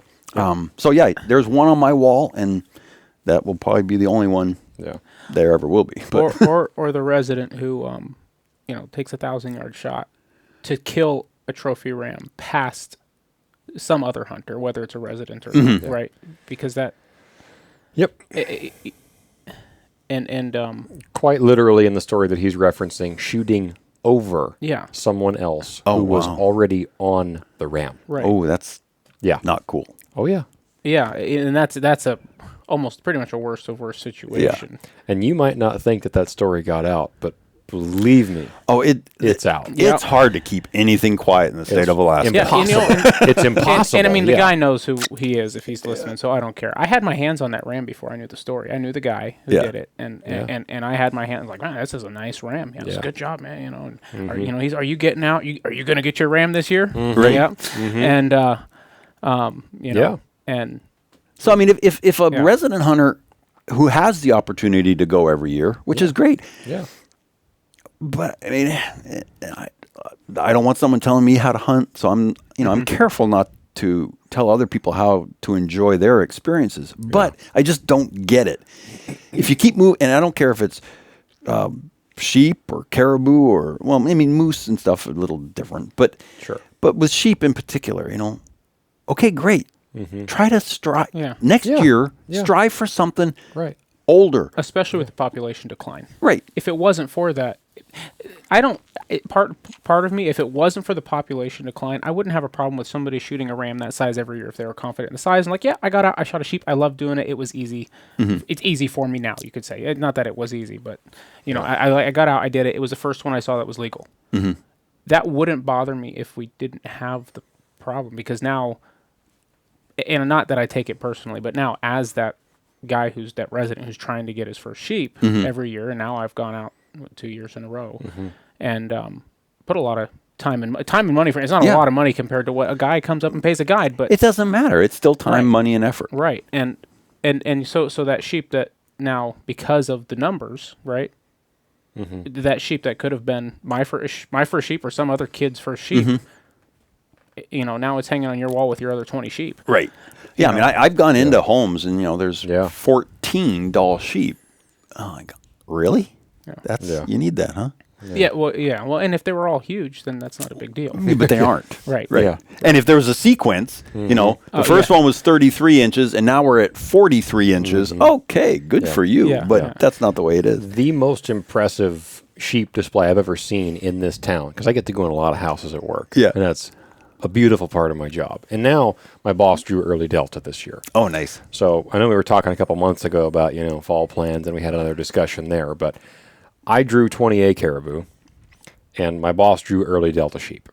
So my fall is all booked up. Yeah, absolutely. I was joking earlier, like, I'm going to be in the field more than I was last year, and I'm not even guiding this fall. Yeah, at least not that I know of yet. But anyway, but my boss and I were in a job site, and this was last winter, I think. We were doing a 2-day project, and walked in there, and immediately my eyes go to the top of the dresser, and oh my, twist and a half type sheep. Yeah. And, baseball bat bases too. And I knew immediately where that ram came from. And so I started talking to the guy. I recognized the ram. I had seen a picture of it somewhere before, and we hit it off. But you know how many sheep he had in his house? Like 5, maybe 6. Been sheep hunting for 30 years. And I drew that one. And those 3 or 4 were over the counter. And every single one of them was over 37. Yeah, great. Good for him. And his smallest one that he considered his dink was a 37. And he just said, I just never understood the need to just shoot a sheep just to shoot a sheep. Yeah. So I always really, he said, my prize was putting in years of effort for one. He said, anyone who justifies sheep hunting for meat doesn't know how to do math. No, they don't. I am 100% in agreement with Go him. caribou or moose hunting. Yeah, Right. Yeah. If you're into the meat thing, then If you want to pack, you can pack in a caribou hunt. Yeah. And find a caribou pretty easy. or that way. go in, go in the springtime and go shoot a black bear off the grass fields, or go in August and shoot a black bear out of the blueberry bushes. And that's my goal with sheep hunting now, is just to get in and look at some rams. Yeah. Really, like that's my goal. Yeah. And if one of them's legal and I know it and I can shoot it, great. But my goal is to get in. If I can get in and get a picture of a ram that's legal, like if that's all I'm able to do, I will be perfectly happy. Yeah. It'll happen. Patience and persistence. I just got to keep getting out there. Yeah. I'm sure Mo's going to get one here soon. But you were talking about the sheep population, and it's a question I've gotten a lot the last couple of years, and you alluded to it earlier. I've got not the longest horizon. Sheep hunting horizon is some in the state, but it's long enough at almost, getting close to 40 years. And I hear a lot of armchair experts, and I get such a kick out of these people. Who knows where they are in the world, because they're basically anonymous on the internet or whatever social platform they pollute. And they're all the sky is falling, the sheep are all dead in Alaska, and Yeah. And you guys have heard it too. Oh yeah. Almost every day. And I find it interesting because it's not the truth. I have been fortunate because of my profession to travel throughout much of Alaska, not all of it. I don't know how many lifetimes you need to travel all of it, but it's more than one lifetime, and I'll never make it. So, but I have been in a lot of different regions. Yeah. And I've got if I'm not actively there, I've got a protege of mine who's actively guiding there, and so I get a real feel for what's going on. So I think these armchair experts, they forget a couple of important things. One, nature in and of itself is cyclical. And we are a part of nature. Yep. So what goes up must come down. Yep. And what is down must come up. That's the cycle of nature. A friend of mine, I don't know, at least 40 or 50 years ago, a renowned Alaskan artist, and was originally a biologist, but he was on the Board of Game. And, Board of Game, Alaska Department of Fish and Game and the Board of Game has a big job in this state. And I think it's a challenging job. It's not always enviable. And they're definitely not, they can't please all the people all the time. Oh, yeah. But I think overall, they do a pretty darn good job managing our I have wildlife. always felt that. Yeah. So even the 40-mile herd. I'm just, we're gonna get some hate for that one. Yeah. But So I think, but overall, in the big picture, they do a pretty darn good job. And what this friend of mine who was on the board decades and decades ago, he said, and there is science to back this up. I can't reference it, but if we were to dig, we could find it. Sure. So I'll use some numbers, but they may not be accurate. But it's the idea, the context that's important. If we all step back, we humans, we just step back. We don't do anything. Just let nature be. The cycle is about 70 years. So you'll have, the prey population will climb, and it'll reach a peak, and then it will decline. And that wave, it's just a long, big wave, and it's about 70 years with no intervention. And again, let me preface it by saying, I could be off on the numbers, but it's the timeline. With good game management, that number, it's still a wave, it's still a cycle, but it's shortened to 10 or 20 years. Sure.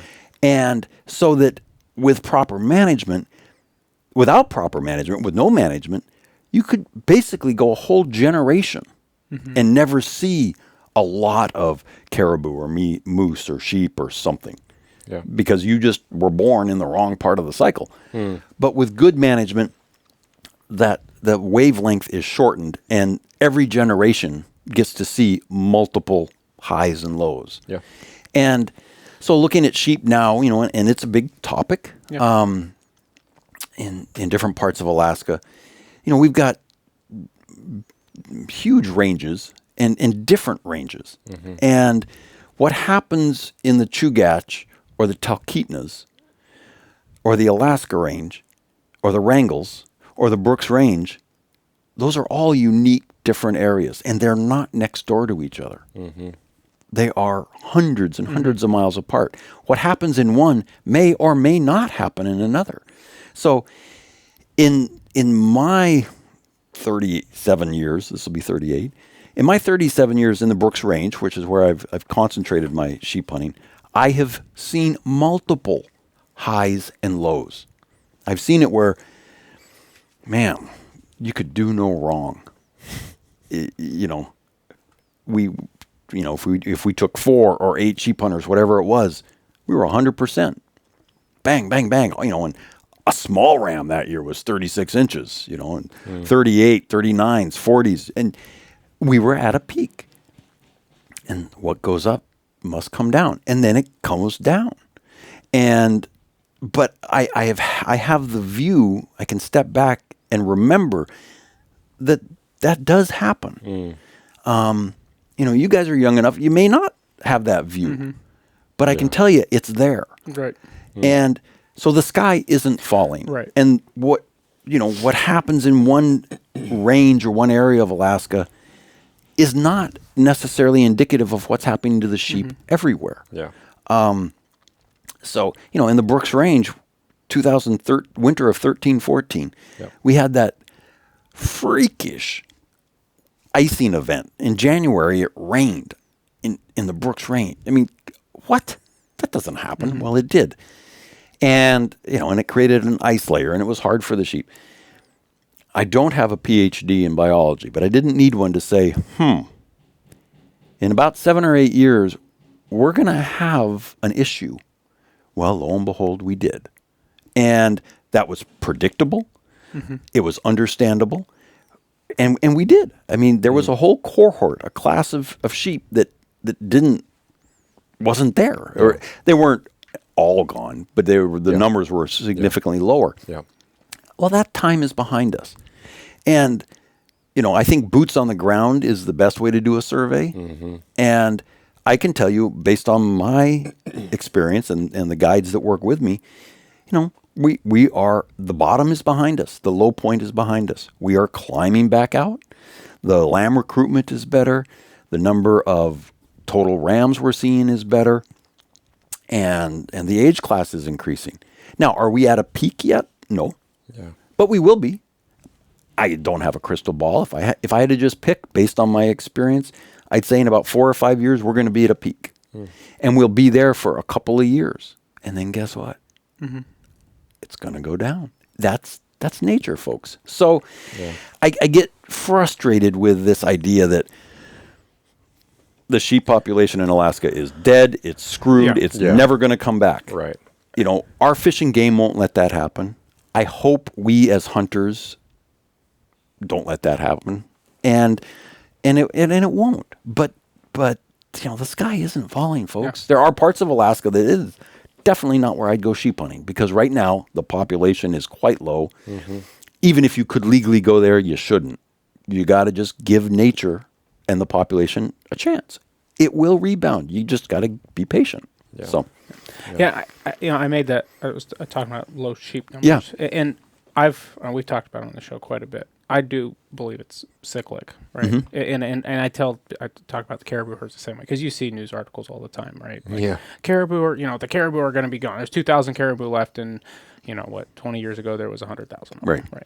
And now they're killing, and now they're managing by killing 100 bears out of helicopters a year, right? Which I'm very much in favor of, right? And I would take that job if it was offered to me. I would say sure. Right? Yeah, there you go. Say sure. But some of it for me too is Lou Bradley, right? We had him on the show a year ago. Yeah, about a year ago. And reading, I haven't even begun to really get into all of his books and stuff, but I read some of the stories and stuff, and it's really exciting to read about him going on a sheep hunt, and and he's on his way in, and he's passing on. Oh yeah, I saw 20 legal sheep today, but none of them were big enough they're obviously full curls without even binoculars, right? Yeah. But they're not big enough, right? Like that. There's those, and then I look at areas I've hunted and sheep studies for over the last 40 years, and I say, okay, yeah, there was 2,000 there 40 years ago. Now there's 300. I remember. I mean, just as an example, supporting that. I think it was 1999. I remember being in one of my sheep camps with a hunter. He ended up hunting with me 6 or 7 times for different species. We landed in base camp, and then we hiked it to the spike camp that I wanted to go to. It's a day. It takes a whole day to get there. I think we passed, if I remember, on 5 or 6 mature, without doubt, legal rams. Wow. And it was his first sheep hunt ever. Wow. And he's like, he just can't, when are you going to let me shoot a sheep? Like, what are we waiting for here? And I said, just trust me. And the next day, so I guess it would be like the 3rd day of his hunt, 2 rams walked basically right by spike camp. One of them, I've guided to a lot of dull sheep. And the ram I killed is a nice, mature, 10-year-old. I don't remember. He's full curled, double broomed, and maybe tapes out at 36 or something. I'm very happy with him. Yeah. But this hunter who I talk to probably once a month still. It wouldn't hurt my feelings if you're listening if you will me that sheep mount, because the ram he killed was just incredible. Just heavy. He was just beautiful. So, in 1999, I can tell you there was one of those periods where you couldn't do wrong. The weather was good, and the sheep population was at a high. And it stays there for a while, but then it will come down. So, and the further back you go, I'm sure if someone, and maybe they already have done an analysis, Fish and Game does with harvest data and stuff like that. But, there's got to be a clear picture that, that supports the whole cyclical theory. I mean, it's not a theory; it's fact. Even talking to Lou Bradley in Alaska's Wolfman, right? Frank Glazer. We killed how many wolves in what was it, the 50s, 60s? During Frank's book? Yeah. That was like 20, 30s, 40s. Okay, so early on we did what the rest of the country was doing and killing wolves, so we just didn't eradicate them because Alaska's so big. Yeah.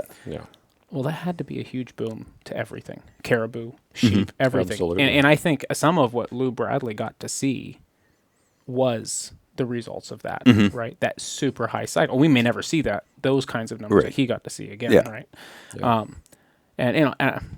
It is a little discouraging. I've never been a doomer on the sheep numbers, like, oh, it's all over. And I talk to people that way, and who even people who don't really know, aren't sheep hunters really, but hear a little bit about it and say, well, yeah, you better get out there and try to kill one because it may not be there, in a few years you may not be able to, which I hope isn't the case. I suppose it could be, but there's no reason it should be, right. And I don't think it will be. Yeah. Access is easier than it's ever been. Yeah. Right. I think that's some of it, because it's hard to go somewhere and not run into somebody. Now, the place I've hiked into 2 years in a row now, I've not seen another soul. Yeah. Well, it's effort. Right. In the first year, I saw plenty of sheep, and I had good weather, but I had 5 days. 5 days. There's plenty of effort where he's going too. Right. And that's my point. I mean, this is known throughout the hunting world, anywhere, at least in the United States, that the first couple of miles from a trailhead or a parking lot or whatever, that's where the majority of the hunters are going to be. Yep. If you can make the time and effort to get beyond that, whatever that magic sort of line of demarcation is, you're going to see fewer and fewer and fewer people. I sure passed some people that year. Last year, I didn't see them, but I saw their evidence of them having been there, and well, they're over there, but I'm going to be where I'm going to be going in a few days. Right. They got there in a day. I'm going to be there in 3 days. Right. And, I heard a funny line about that one time. It said, how we have the international date line? Well, for sheep hunting, it's the Alaskan wuss line. This is where you all stop, and this is where I pick up the speed. Yeah. Right. Yeah. Yeah, no, that's definitely true. I mean, it definitely seems like, you're putting in more effort on average. I met a guy, again, another customer at work a few years ago, and he had a couple of rams. I only killed a couple, but he killed them both in the same spot, and both of them, it's a 60 miles in one way. Yeah. And he told me where he went because he said, yeah, I'm never going in there again because it takes me 2.5 to 3 days to walk in there, and none of it is above brush line. And he showed me on the map, and I thought, I didn't even know there were sheep there. Yeah. It's one of those kinds of spots. Is this what you told me about? I know I told you about it, but I can tell you again off air. Okay. This was a few years ago. Okay. There was a spot you told me But about. I mean, both nice rams, but he just said, I'm not interested in the effort that it takes anymore. Yeah, you know what? But he said, you're right. mile I know after what you're mile talking after about. mile of just low rolling, willow whacking moose country. Yeah. Just outdoor boys it up on the way in. Yeah. Make some films. And then you pop out above brush line, and you walk another 5 miles on the top, and there's the sheep, and nobody else is in there. Yeah. And he said all the ridges are too short to land a plane, and there's not enough sheep to guide anything in there, so nobody's in there. But anyway, it's what you put into it, you get out of it to an extent. Obviously, there's always luck, and there's the old saying, "I'd rather be lucky than good," and we've all been lucky. Nobody that hunts long enough is not ever going to get lucky. Yep. Sometimes you just bumble into something. A big bear on a bait. Yeah. Yeah. Well, yeah, exactly. He shot a 7.5 foot black bear in the interior. Yeah. That's a monster. Yeah. I mean, there's people Yeah, but it's nothing I did. Right? Yeah. Except you were in the right place at the right time. Yeah. Exactly. Yeah. You were in the stand. I baited a spot that he never would have baited. 1,000%. I would never have baited there. 100%. Anyway, well, let's do one more short segment about sheep, and then we'll jump into brown bears really quick. So if you were to look at sheep hunting, and again, this is kind of a sweeping thing, and you can kind of cherry pick one particular thing. Obviously, this is going to be more gear centric. Guys focus a lot on gear for sheep hunting. We already talked about that industry that envelops the sheep hunting world. Judging off of the clients that you've seen, and maybe this would be more applicable for the last 15 years when that gear boom and that craze has been more in effect. What do you see guys show up with that either they don't need, most commonly, or that they are missing, that you have said, of all the time and money and garbage that you bought, that you showed up with, that I'm going to now go through your pack at base camp and take out of your pack, you should have brought this. Or you brought this, but you brought the wrong thing of this. What's that item? It's a good question. I'm not going to be the best person to answer that. Okay. Because I pride myself on being very detail-oriented.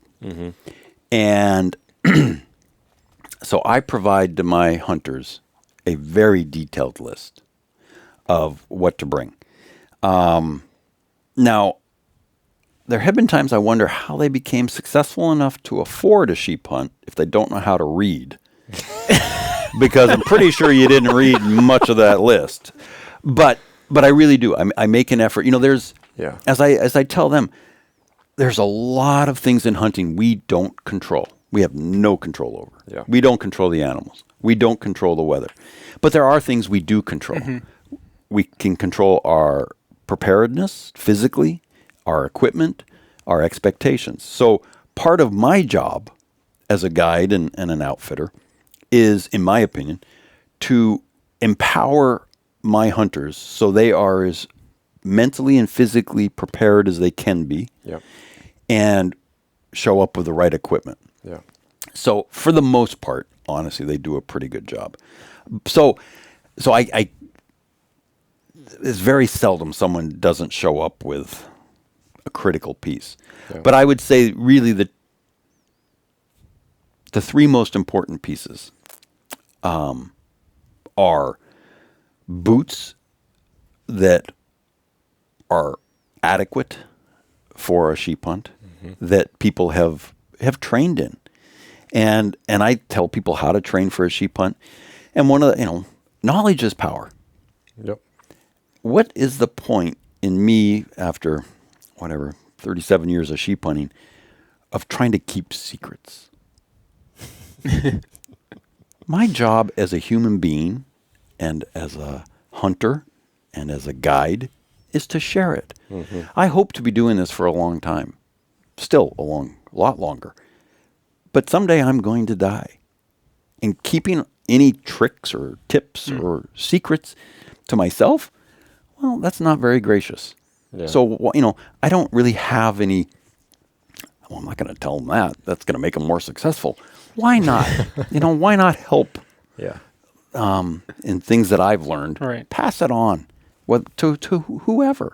So, like I tell my hunters, these are some of the boots I recommend, but boots fit everyone differently. Mm-hmm. You should probably try on a multiple pair. Mm-hmm. Once you find a pair that works, you have to train with weight in your pack because it changes the shape of your foot. Because I've learned these things the hard way.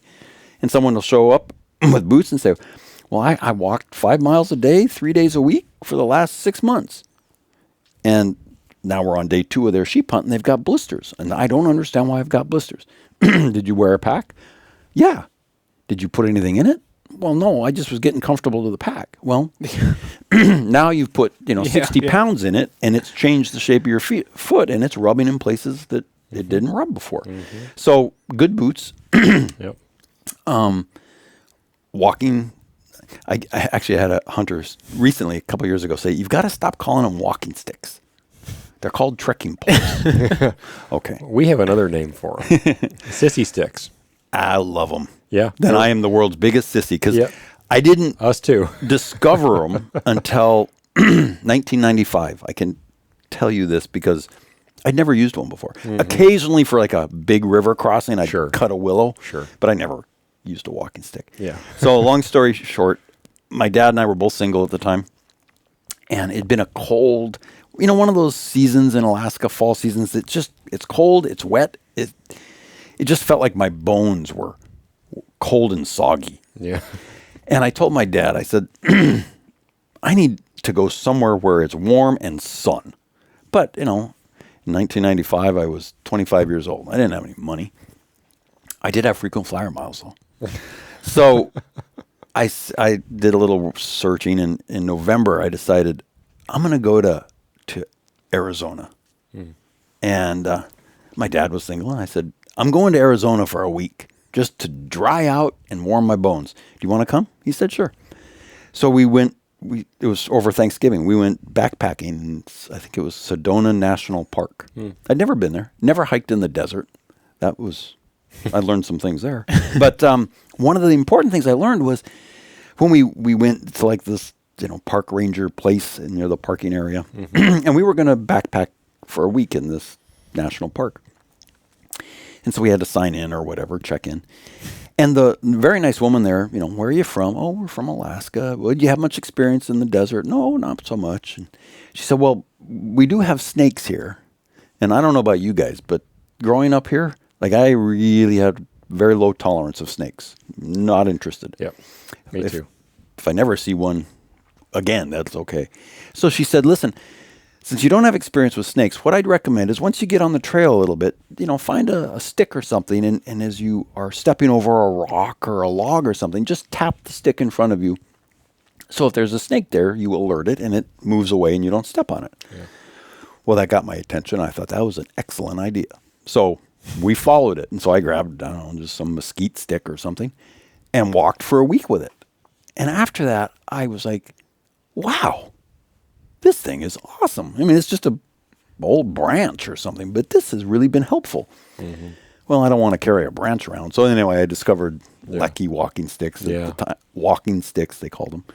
So yeah, I won't hike or hunt anywhere in Alaska without one. Oh yeah. Anywhere. Yeah. So boots, walking stick, and then a good backpack. Mm-hmm. And oh my God. Except for Kevin that owns Barney's now in Anchorage, I'll bet you I own more Barney's backpacks than anyone. I think I have 10. And the reason I did is for many years, there's been a proliferation in the last 20 years of new backpacks. Mm-hmm. Everyone and their brother is designing a new backpack. And so I would have these hunters show up. And I don't want to be disparaged to any particular company. Yeah. There are some backpacks out there that are good. There are a couple that are great, and there are a whole lot that are horrible. So I would have these hunters show up. Ooh, I've got the new XYZ pack. It's got this, it's got that, it's got that. Okay. Off we go to, particularly sheep hunting, spike camp. And this happened more than once. Within 1 mile of leaving base camp, we have stopped and I've looked, and they are carrying half the amount of stuff they started with because it has spilled out and fallen out. Oh yeah, I've had that happen. And we haven't even really gone anywhere. Wow. So this happened repeatedly, with different brands. One thing after another failed on them. This broke, things didn't stay in, whatever. No, we will name brands here. We're not opposed to that at all. Well, I'm opposed to it. Okay. All right. So I got frustrated because how am I supposed to do my job well? Sure. Yeah. My pack is full. Yeah. I can't carry, even if physically I could carry all of your stuff, I don't have the space to carry it all. Right. So how am I supposed to do my job well for you when you can't do your part because your equipment, your tools aren't working correctly? Yeah. So I got frustrated, and I couldn't afford to do it all at once. But I started buying extra Barney's backpacks so that I had them in camp for my hunters. And now, in all my camps, there are always extra backpacks if a hunter's pack fails or just isn't going to work. Yep. So with that said, I mean, the gold standard in the guiding industry in Alaska is a Barney's backpack. Yep. And it's a great pack. Yep. And I used it exclusively for a long time. And then, getting older is not for sissies, by the way. Let me just tell you that as a hunting guide. So something, I don't know, about 5 years ago, just my physiology changed or something. And my beloved Barney's was just not comfortable anymore. Particularly on my lower back and hip bones, pelvic girdle. So I had to find a different one. And so I did. And it's not perfect. Even a Barney's isn't perfect. I don't think they've made a perfect anything. No. But, there are some other ones that I've used that work pretty well. So, a hunter finding a backpack that actually works well, that they have somehow, one way or the other, tested and trained with. So the boots, the walking stick, and the backpack, I think are three of the most critical pieces. But if I've done my job well prior to the hunt, then they show up with what they need. I don't often have people showing up without things. Yeah. So quick, one more sheep hunt gear question. Yeah. Just quick. What's your favorite tent? Oh, I have no question. It's probably not what you're going to... Give me a guess what you think I'm going to say. Well, I know what my favorite tent is, although not for weight. Well, that's not what you just asked. I can tell you without... My answer won't change. Okay. I mean, the only one I know that I've known any other guide to count as reliable is a Hilleberg Solo. Okay. You go ahead and guess, Dalton. For what I have right now... No, for what what is Henry's favorite tent for sheep hunting going to be?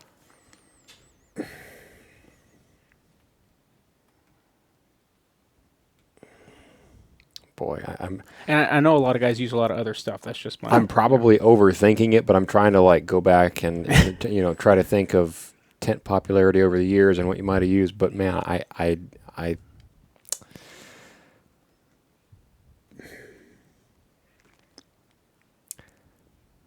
I'm going to say some kind of a teepee, just guessed on your hunt style. Okay.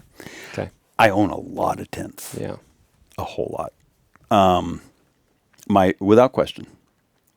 And this changes depending on where you live, where you hunt. Yeah. But without question, my primary sheep hunting tent are Big Agnes copper spur.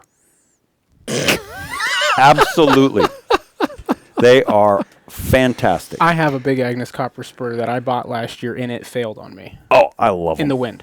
I mean, just absolutely collapsed in the wind. It's not a high wind tent. Okay. It's not. If I know... That's why I guessed teepee, because I know how he sheep hunts. That's why I thought that. Okay. So, yes. So I love the tent, right? Right. It's not a high wind tent. Is it a 2-man or a 3-man? So I traditionally have always, whoever, just like with sleeping bags and their temperature rating. Yeah. I don't know why the industry has done this, but whatever, if it's a 4-man, it's a 3, just subtract 1, period. Yep. So for many years, and I've got a lot of them, it was the copper spur 3-person, but I would use 2 people, hunter and guide.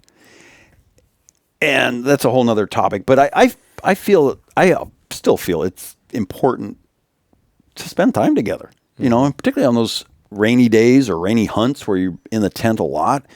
It's a time to visit. I mean, they're on a hunt, but it's also a vacation, and it's an experience. Yeah. And if we're sitting, sitting or laying, shoulder to shoulder, basically, you get to visit, you get to know each other more easily than if you're in your tent and I'm in mine. Yeah. But I've noticed over the last 3 or 4 years, a lot of hunters were beginning to show up with their own tent, their own single-person tent. Interesting. Okay. Which they clearly knew they didn't have to. I've got all the tents. You don't have to bring a tent. Sure. But they chose to. So then I started talking to my guides and some of my past hunters, and there seems to have been a shift. I don't quite understand why, but people kind of want their own tent. So now what I did last year for the first time was I got a bunch of copper spur 2-person, and we use them as single-person tents. Yeah. So, where I hunt in the Brooks Range, normally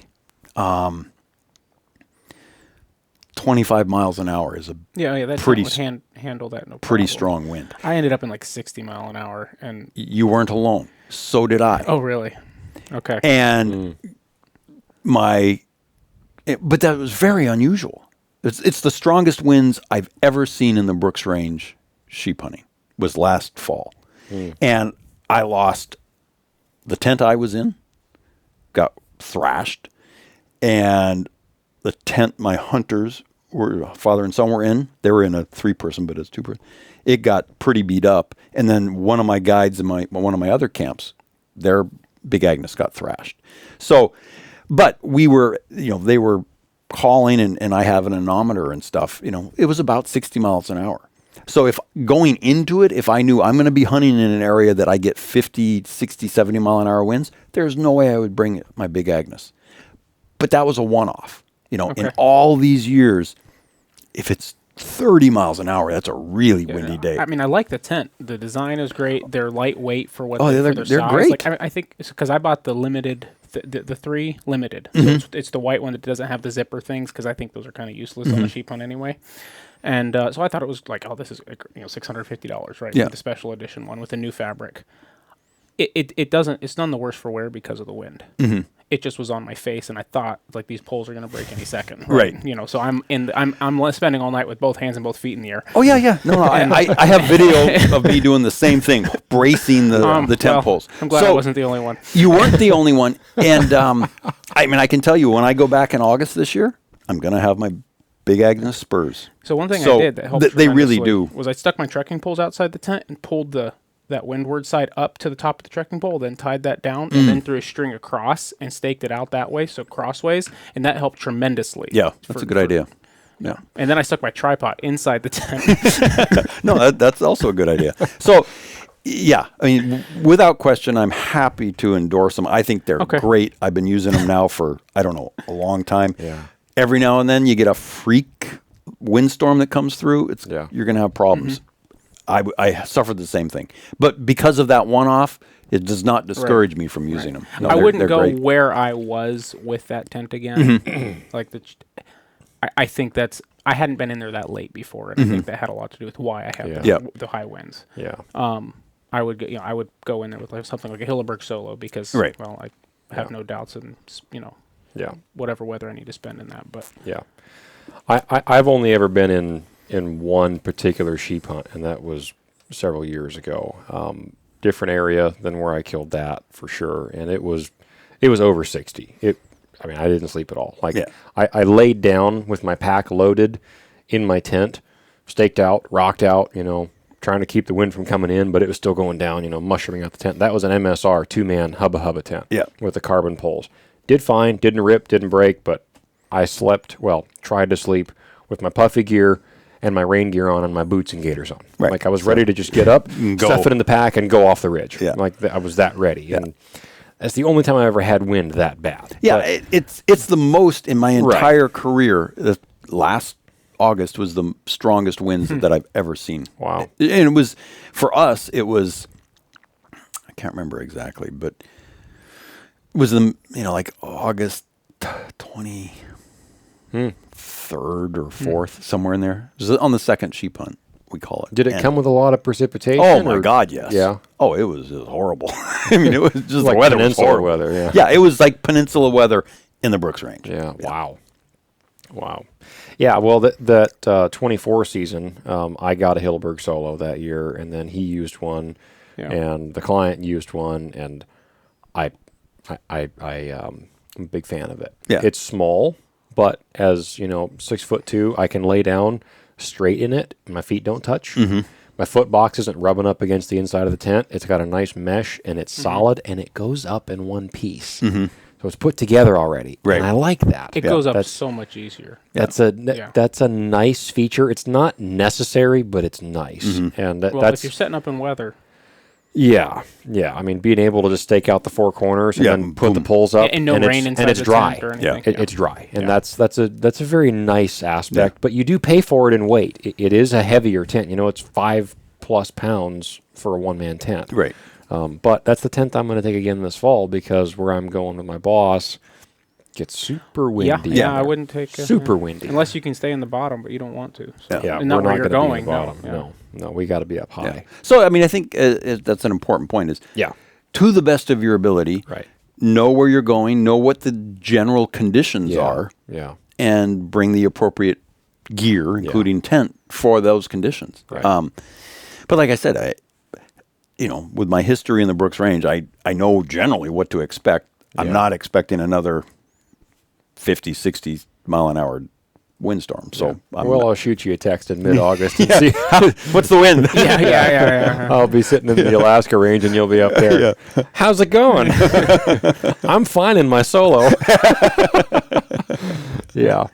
Well, I know we're running out of time here. We're starting to go pretty late, but I would be remiss if we didn't even talk about brown bears at all. No, I love bears. I'm sure we could go sheep talk all night long, but at some point we have to put a bow on it. So brown bear hunting.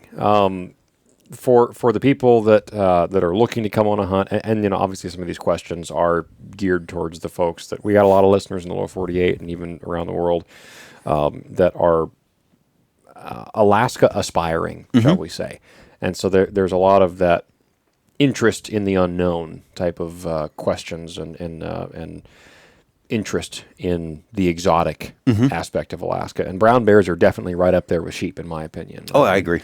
If I could only hunt one animal for the rest of my life, it's got to be brown bears. I like sheep. I like everything else. But I would say brown bears. And ironically enough, black-tailed deer are right up there, too. There's something special about... It's just a gas. Bears. Brown, particularly, I have guided and hunted black bears some, but mostly brown bear and grizzly. And there's something there. It gets in your blood. Yeah, it does.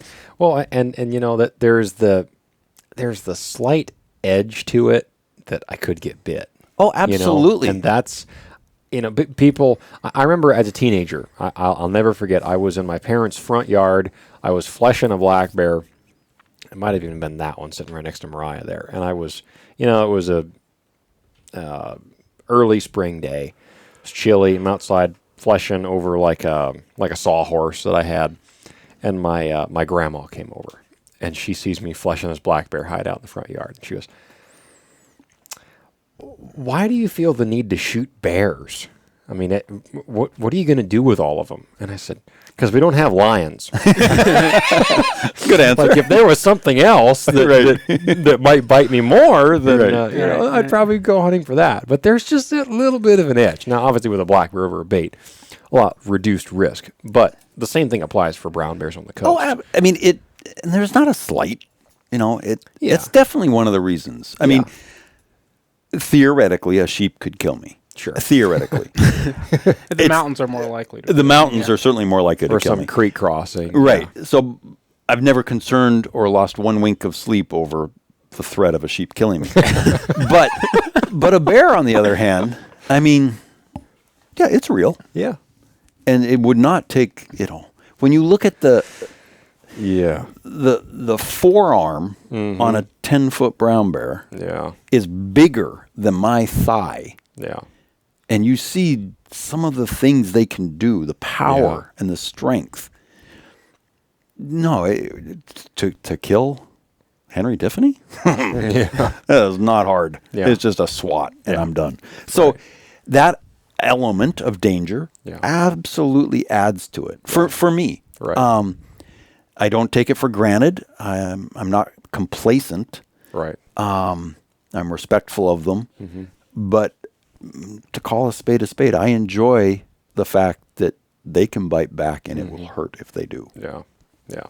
So let's just say for the entertainment of the thought, someone that wants to book a hunt with you, they call you up and they say, "Hey, Henry, I want to come up. I'm going to book a brown bear hunt with you. I'm going to buy all the gear on your gear list, yada, yada, yada.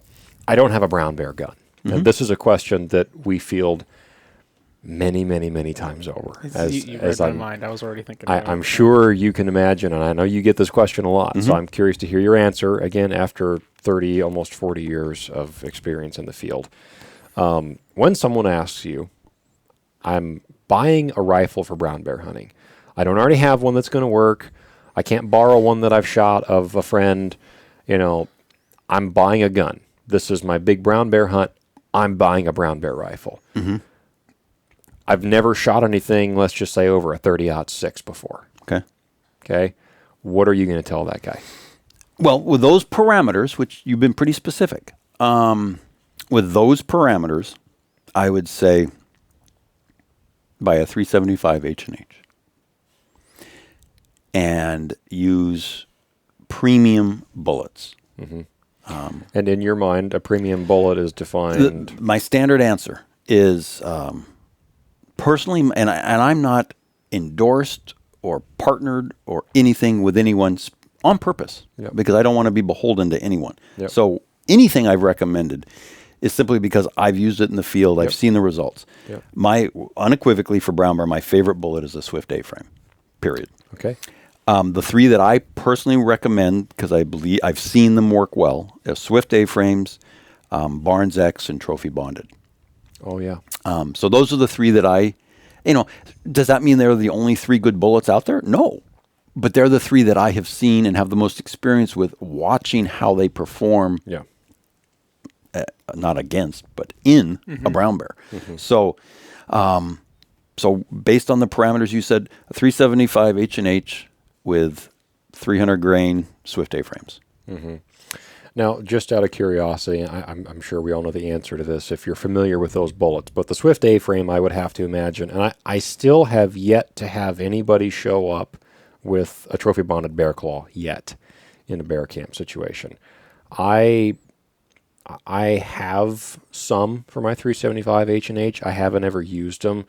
I've been shooting hammer bullets the last few years, and that's a whole nother can of worms that we could talk again for another hour just on what I've seen, because I like to experiment. Yeah. I've done a lot of experimenting with bullets on different things, and I enjoy that part of it. And we have collectively shot a lot of stuff with hammer bullets across different cartridges and different species, and seen the same results across the board. The performance is the same. But I would have to imagine that the A-frame performs very similarly to the bear claw. Is that right? I think in general, yeah. What I've noticed with the Swift A-frames, based on their construction, is incredible weight retention. Right. And incredible penetration. I mean, there have been, if I've really done my job well, I don't have to pull the trigger. Sure. And so I consider it a really successful season if I never pull the trigger once. Yeah. But sometimes things happen. Yeah. And even though I've done a good job, I've put a hunter in a good position, they've made a good shot, still, depending on the situation, things happen. So there have been a couple of times that I have been backing a hunter up, shooting at a big bear, and it's basically running away from me. Yeah. And I have hit it somewhere in the hind end, in the sort of the hips. Yep. And recovered the bullet, 2 of them, and I keep them. Yeah, me too. One I recovered in the neck, so it went the entire length of a 10-footer, and the other one was another 10-footer, and I recovered it basically right under the jaw, and I, brought them home and weighed them. Yeah. One was 390. It was a 400 grain bullet. Yeah. 398 grains. The other one was 397, and that's going through the entire length of a bear. So, that's pretty darn impressive to me. And those are the bullets that I've recovered. Yeah. So, like I said, that's not to say there aren't some other good bullets out there. Yeah. There are some bullets that are great for, there's nothing wrong with it. To each their own. I'm not a huge advocate of long range shooting. I don't care for what, if you're doing it for fun and target practice, then knock yourself out. But in terms of hunting, I'm not a real advocate of real long range shooting. Sure. So there are some bullets out there that are designed really as a target bullet, and they've got great ballistic coefficients and things like that. And they, at 1,000 or 1,200 or 1,500 yards, they are smacking the metal well. They're not a good hunting bullet. And I have had some people try to bring those, and the results have been abysmal. So I specifically say, these are the bullets I recommend. There are a lot of other good bullets out there, but please do not bring these. Yeah. They're a good bullet, but they're not a good hunting bullet. Yeah. So, yeah, I mean, but the Barnes X I have seen excellent performance with. Yeah. The Trophy Bonded have done well, and the Swift. It's kind of a shame that they don't make as many of the Trophy Bonded bear claws anymore. Yeah, it kind seems of to have dried out. Dried up a bit. I agree. I know Alaska Ammo in Fairbanks has an occasional Federal Safari line of the plastic clear box of 375 H&H with a 300 grain bear claw. Yeah. The problem is muzzle velocity is like 2450 on those. Well, and a Barnes Factory 300 TSX is like 25 and change. So you're almost 100 feet a second faster. Right. Which, out to 150 yards, you might not think is a big difference, but makes a little bit of a difference. Yeah. And, I ended up going, when I first started guiding brown bear hunts, I was shooting a 375 Ruger. And I shot both of those Peninsula bears last fall in backup capacity with that 375 Ruger with a 270 grain bullet out of a 20-inch barrel going about 2725 or 2750. And the difference of, and I know everybody wants to quantify this in some way, muzzle energy or velocity or anything else, but at the end of the day, whatever quantifiable way you want to describe it, there is a difference in visible bear reaction, if you want to just call it that, between different bullets going different velocities upon impact. Yeah. And the faster I've hit them with different bullets, the better the results. And that's the difference between me shooting a bear 10 yards before it gets to the brush line and it just continuing to run and then go die 100 yards in versus bang, whop, roll, shoot him again, and that gives us that extra 2 seconds, and you hit him again, and now he's going to die right there where I can see him. Yeah. But yeah, I find that very interesting. Well, and I've noticed the same thing. So I use a 416 Remington, which I've used since it was given to me as a gift in 1993, and so I've used it ever since. What make is it? Macmillan, and great gun. I love it. And so I have, and there's a difference, honestly, between hitting a bear with a 375 and a 416. Absolutely. But I've had hunters in a similar scenario with the parameters you described and gave me say, well, Henry, what do you use? Because I'm just going to get whatever you use. And I'm not going to lie. I say, well, I use a 416 Remington with 400 grain Swift A-frames. That's my recipe. I said, but I'd rather have you show up. This isn't the ideal brown bear gun, but I'd rather you show up with a 300 Winchester Magnum that you've been shooting for your entire career of hunting, however long that is, that you are intimately familiar and comfortable with, and that you feel that wherever you put the front sight or the crosshairs, the bullet's going to hit. Yeah. I'd rather you bring that gun than go out and buy a new 375, excuse me, or a 416 that you're not familiar with, you're not comfortable with, and you may even be scared of. Yeah. So I think it's ultimately more important. Now, in my opinion, it really needs to be a 30 caliber. Yeah. You know, I've always said, and this is the truth, you can kill any animal in the world with a 22 bullet. Mm-hmm. If you hit it in exactly the right place. Now, I'm not a good enough shot that I'm going to go against a big brown bear with a 22. I'm just not going to do it. So, you know, yes, it can be done, but it's better than throwing rocks. It's better than throwing rocks, maybe. But, you know, going on a big brown bear hunt with a 243, sure, I don't think that's really wise. Yeah. So, you know, 30 caliber and up. Yeah. But I really do feel I'd rather you bring a 300 or the .6 that your grandpa gave you and you know great, right? You know, than a brand new, you know, 458 that you're just not going to be very proficient with. Yeah, yeah. It was an odd situation with my first client last spring, brand new 375, and I'm not going to name the brand. It was up there. And there was an issue. The manufacturer said, hey, we want to keep it 1 or 2 more days before we ship it out. It was right before the hunt. We need to fix this one little issue it's having. And he said, no, I need it now. Guess where that issue surfaced? Yeah. Not target shooting at base camp to check 0. Right. But mid-reload on his running bear. Mm-hmm. And so, you know, guess who had to step up to bat? Yeah. You know, and it was a bummer, but he still got to do a lot of shooting, and he shot very well, and the gun shot well. Luckily, we were shooting the exact same ammo, so when he went to clear his jam and dumped his magazine on the beach, you gave him. I had my little ammo pouch here, my bino harness, and kept my rifle up. It was like, here. Oh, he's getting up. Boom. Shot him again, but you know, but that's the thing is you need to be familiar with it, and if it's having a little bit of a glitch, bring your 300. Mm-hmm. You know, now.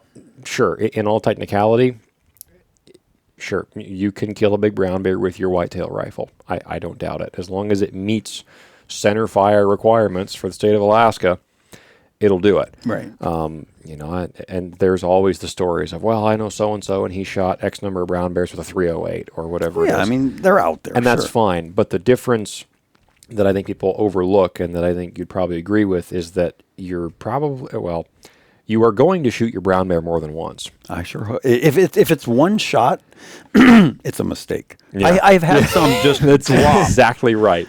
You know, I've had a number of times, and we video the hunts, so it's all on film. Yep. You know, bang, doof, just pole axes it. Yep. And I'm like, shoot again. Exactly. Well, look at it. I said, it's because you accidentally spined it. Now shoot again. Because while you're high-fiving me, it's going to get up. Yeah, exactly. So, yeah. It's very cheap insurance. Exactly. That's what I tell all the clients. I say the exact same thing. You come all this way, spend the extra $5 and shoot it again. You know, get your money out of it. Right. But yeah, that scares me more than anything else. Is someone one shot drops a bear and then I got him, and he wants to stand up and high five and bro hug, and I'm still on my gun. You better stay on him because I'm going to shoot him again if you don't. Yeah. You know, this is not how this works. But you know, and I think it is different regionally. I've seen some of the video from your hunts, and we've looked at pictures and things like that. And it seems like some of your area where you're shooting these bears, you have a bit more visibility than some other people do. Yep. Like where I'm guiding in the spring, when I'm on a bear, he's within seconds of the brush line, and it's all on the beach, and there's alders and old growth and stuff, and they're bang, run, gone. Yeah. No shot follow-ups. So a lot of the ones that I've guided, it's a client shoots, bear takes off, I shoot. Yeah. Because, and that's another thing too, clients don't practice shooting quickly. Right. They practice shooting their 375 or their 338 off the bench, and carefully catching their brass, and okay, I'm shooting a good group. Doesn't matter. Yeah. No, you're right. In my area on the peninsula, depending on where the bear is, I mean, sometimes there's a middle. He's in the middle of a 10 or 20 acre, basically grass flat. Sure. So there is ample time. Yeah. And where you're going to be able to see the bear no matter what it does. Yeah. But I've done I've guided for brown bear in every major part of Alaska and in Southeast on Admiralty. Yeah, it's the same. That one came from. Yeah, it's the same thing. Yeah, it's on the beach, and it's going to take 1 or 2 steps, and it's disappeared. So, and then you're in for a long, sparse blood trail. Yeah. Potentially. Yeah. So, no. I mean, I think it's important to know, apply your knowledge to the specific area you're in. Because I agree, down in Southeast or in real sort of beach brush, thick cover like that, I'm probably more apt to back someone up more quickly than I am if I know I've got, a football field worth of time for things to develop. It's certainly what I would prefer. That's nice. Great. It's nice. Yeah, I could actually have two hands on the phone and video the thing instead. I'm like, no. And last year I got my phone on a tripod and filmed that kill shot. And it ran out of frame for the second half of volleys, but, still got the initial. It was pretty cool. Yeah. But, it is. It is a rush. So then I have to ask the close encounter stories.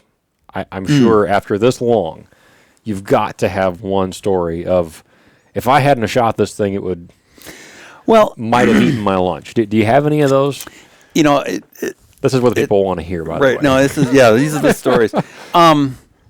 Again, I kind of feel like, and I have, I go to the big game commercial services, guide board meetings or different conventions and stuff. And, I've been doing it long enough that some of the younger generation knows that I must have a good story or two. And so I get that question. And, or they'll tell me about a close encounter they had because they're trying to impress me. And really the truth is, if I had a lot of those stories, I was doing something wrong. So the truth is, no, I don't have any hair-raising, oh my God, stories. And I'm proud of the fact that I don't. There have been certainly a couple that were, there was one on a fognack, actually. That's thick down there, too. It is thick. Yeah. And it was clearly a case of mistaken identity. Thick alders. I mean, was this while you were bear hunting? Yes. Okay. No, I wasn't. I was deer hunting, actually. Oh, okay. But it was just, I was trying to get up above through the alders, and it was difficult to even move with my pack and this stuff. Sure. And I could hear a bear coming, and I couldn't see it yet, but it was bigger than any deer, and I knew it wasn't an elk. So, but I had the wind in my favor, and I don't think it heard me. Sure. But it couldn't smell me and it couldn't see me. And so I do remember clearly it came, you and I are about 3 feet apart. It sort of came rushing past me at about 3 feet.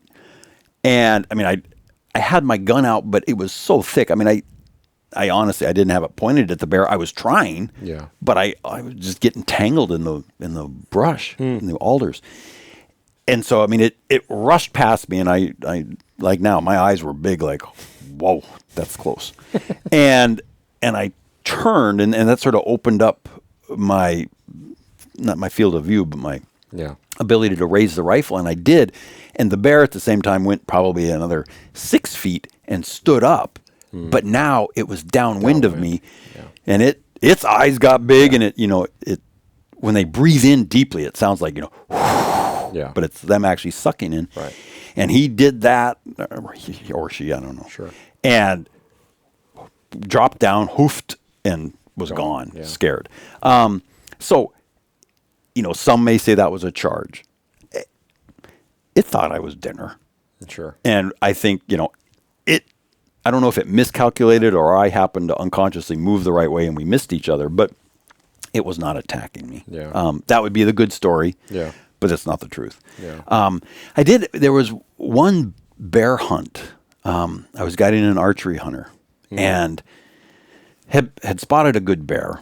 And, I send these mental memos to the bear. Like, here's what I want you to do. Sometimes they get them, and sometimes they don't always get them. Or if they do, some part of the message is garbled. Yeah. So this bear, I had it set up. It was in the fall and fishing along a lake shore for salmon. Yeah. Very common scenario. Yep. And, again, the last 15 minutes of daylight, which is also very common. Yeah. And it's coming. And we're, I sort of had set up an ambush for it. And because I sort of patterned it and thought and hoped it was going to do this. Yeah. And so it was coming. Great. And I'm right there next to my hunter. And he's sitting over on my right. And we've been there probably a couple of hours waiting. But he was gracious, the bear, to follow his pattern and come back out right near dark. So he's coming and he's coming, he's coming. And just the way the shore went, there was a little point, sort of a natural point, not very, maybe 3 or 4 feet from the main shoreline. And I thought, and it was about 20 yards. And he's going to follow this point and he's going to be broadside. And it's going to be perfect. And that's what I'm waiting for. Yeah. Well, the bear didn't get that part of the memo. That's the part that got lost in translation, I guess. So instead of following the point, he cut across the point. So now he's still just giving us a frontal shot. And he's coming. So the point's at 20. So I know everything under that's less than 20. Yeah. And he's coming and he's coming. And we're on a bigger point. But the shore is maybe 10 yards or 10 feet away from us. Remember, I've got this all planned out that it's going to be out there at 20. It doesn't. And then we sort of lose sight of him because the shore curves in out of our sight a little bit. And I give credit to my hunter. I mean, when he was approaching the point that he was supposed to go broadside on, now this was the compound, so he drew back. And I'm glad he'd trained because that poor guy was at full draw for a while. So the bear cuts across the point, comes around, is out of sight, but I know he's going to follow, and he's going to be about 10 feet in front of us. And at this point, there's nothing we can do except be ready. And I had coached him, about waiting for the front leg to go forward and everything. So personally on my 416, I like a lighter trigger. So my trigger is only 2.5 pounds. Yeah. It's what I'm used to. It's what I like. Okay. So I can see the bear, and I've got the gun up, and I can see the bear coming, and it's walking right in front of us. Has no clue we're there, and I'm waiting for him to wait for the front leg to swing forward. And the front leg swings forward, and in my mind I'm thinking now, and he releases, and this all happens, in less than a second, and it feels like it takes quite a long time. But I remember I had decided we're on this point. The bear is right in front of us. Yep. It was broadside. That I was going to focus on what would be its left front leg. The one that went forward, he shot behind it. Now, a bear will typically spin and bite into the wound, and then usually spin and then take off. Yeah. What I decided is I'm going to watch that front leg because I'm sure he's going to spin towards us. And when he does, if that leg comes down, that means he still doesn't know we're here. Right. But it means if it comes down, he is going to run literally right over us. Exactly. And things are going to get real Western real quick. So I told myself, so if my gun's at 2.5 pounds, so that's 2 pounds, 8 ounces, right? I had 2 pounds, 7 ounces on the trigger. I mean, I've never been so close to pulling a trigger and not pulling it. I didn't want to pull it, but if that front leg came down, and my scope, I was hardly even looking at it. I was just going to shoot him in the head. Yeah. And so I watched that leg. Again, it happened instantly, but it sure took forever to swing by. And I watched it, and it hit the point where, okay, it's either going to come down or keep swinging. And it kept swinging. And I was like, oh, thank God. Because then it turned, that continuing to swing, man, it was just doing a spin, which is what it did, and then it ran off on its back trail and died about 50 yards later. Yeah. So, did we get attacked? No. Was there any blood? Well, there was blood, but it wasn't ours. So, was it exciting? Sure. Yeah, that was great. And I mean, I've got particularly, I like getting really close to big bears. Yeah. So, I mean, I've got a lot of rifle stories that are fun and exciting, but there's that intimacy when you're within bow range. And even with my compound shooters, they're max. And I've had literally world champions with me that, they can put a group of arrows, 3-inch group at 100 yards. I don't care. 40 yards is max. I've never actually had someone shoot one that far. Most of them are between, well, that one was 10 feet or whatever. But most of them are probably in the 20 to 30 yard range, even with compounds. Yeah. So, there is that intimacy that just brings something else to the experience and to the story that makes it a little more engaging sometimes. I agree. But you never know with bears. I mean, this is a segue, but whatever. You were talking about one bullet and the bear, that's usually a mistake. We agreed. Yeah. People have said, and I tell people, I coach them ahead of time. Fine. If you do it with one shot, great. I'm going to basically require you to put a second bullet in it. So you just plan on shooting until I say stop. Exactly. And if your gun is empty and you haven't heard stop, then you better reload, because if you don't, I'm going to start shooting. But occasionally I will have a hunter, and this is fine. They'll ask me, and we have this discussion before the hunt. But occasionally someone will say, as long as I've hit the bear first, which by law has to happen anyway, but as long as I've hit it well, I want you to back me up. And I've had a few hunters say that, which is okay. I mean, it's their hunt, their experience. I'm happy to do whatever. Yeah. So I had one guy down on the peninsula, monster bear. I mean, I have big bears down there, but this one was even extra large for there. And it was out there. It was about, 225 yards, if I remember, or something like that. But, out in a big field, and we were on a little ridge, elevated. Yeah. We were both prone. We saw the bear, so we had a good setup. Yeah. And my rule is you keep shooting until the bear stops moving. Yeah. Period. Yeah. And so this hunter, we had discussed it, and he said, as long as I make a good hit, I want you to unload on him. Yeah. Okay. So we're both laying there. I've got the camera on a little tripod. Hit record. This was probably 10, 15 years ago. And, okay, bear's out there. He's out in the middle. Okay, shoot. Boom. He hits it. Hits it well, and it spins. And then I start shooting. Oh, he's using a 416 Remington also. Okay. So both of us. Same exact gun. At 225, you said? 225 yards. Okay. Boom. Because people ask me, well, what's the most shots it's ever taken? You're hearing the story. So we just keep shooting until the bear stops moving.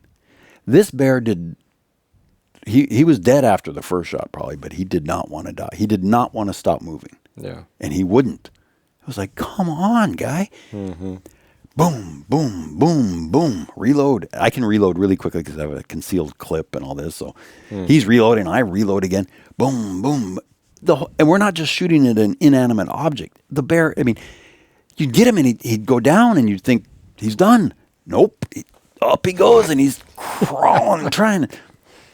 So finally, the bear stops moving. I counted and he counted. We had shot 13 times. Wow. We went over, skinned the bear. 11 of the 13 rounds hit the bear. Wow. And that's how many rounds it took before the bear just finally said, you win. So, that's an extreme. Yeah. But 2, 3, that's not uncommon at all. Oh, no. Yeah. Yeah, the only one that I've actually had in a situation where if I wouldn't have shot it, I'd have got my lunch eaten. And it was not technicality-wise, but for sure, it was a bad situation, and it was a mistake in hindsight. But, quick shot, quartering away, client hit it too far forward. shot it in the shoulder on a quartering away shot. One shot wonder. Like you were saying, it's right next to the brush. Boom. Gone. Yeah. And I just did not have time to shoot it. It was just gone. In hindsight, I could have done a couple of things differently. I have since then, but this was second year, I think, doing this, and I knew the spot where it was, and that was one of the only saving graces of it all. And I told the client, said, "Stay here. I'm going in." And it, big alder tunnel, and there's giant spruce trees there in this part of the state, and I knew that where he went in, there was a little bit of a ridge about 100 yards into the woods, and if he made it over that, good luck, Chuck. Right. The chances of finding him and how thick it gets over that little bump, and you just not going to find it.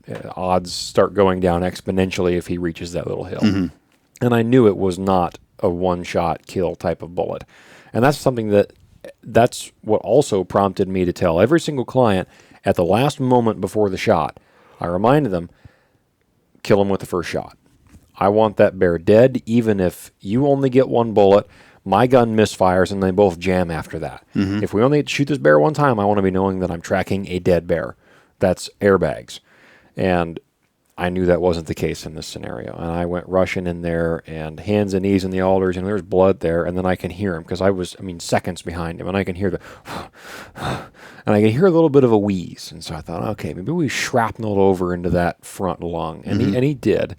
It was not a lethal shot, and that thing came full nuts and bolts, and I shot it hands and knees, looking down the side of the barrel at, 15 yards, maybe less, and it sacked it, and that was with a Barnes 270 out of a 375 Ruger, end to end. And that bear was 10-4, and that's still to date the biggest bear that I've ever been a part of personally killing. Yep. And it was 28.5 inch. That's it was a giant bear, huge bear. The whole underside looked like a pig on the one side. It was just like down to the leather and ripped off, and it had open pus scar wounds. The bigger bear on the other side of that spot that we saw an hour later that came out, that we thought that was that bear.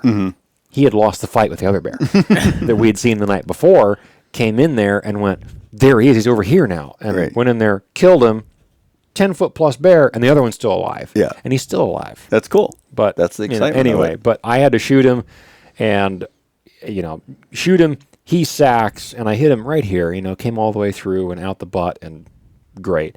Still went around him, climbed up on a stump, looked down on him from the side, because that's what you do when they go down. You get out of their front way, and shot him a couple more times, and that was that. But but I like that you compared that almost as a mistake, because everybody likes the stories. We like the stories. We all have some iteration of that could have gone bad, and self-admittedly, we like that.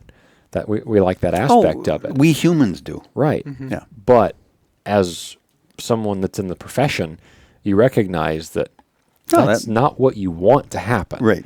And that's, I think that's a wise way to approach that for sure. Yeah. It's, in the long run, for a good, healthy life with all your parts, my tagline for my business is hunt smart.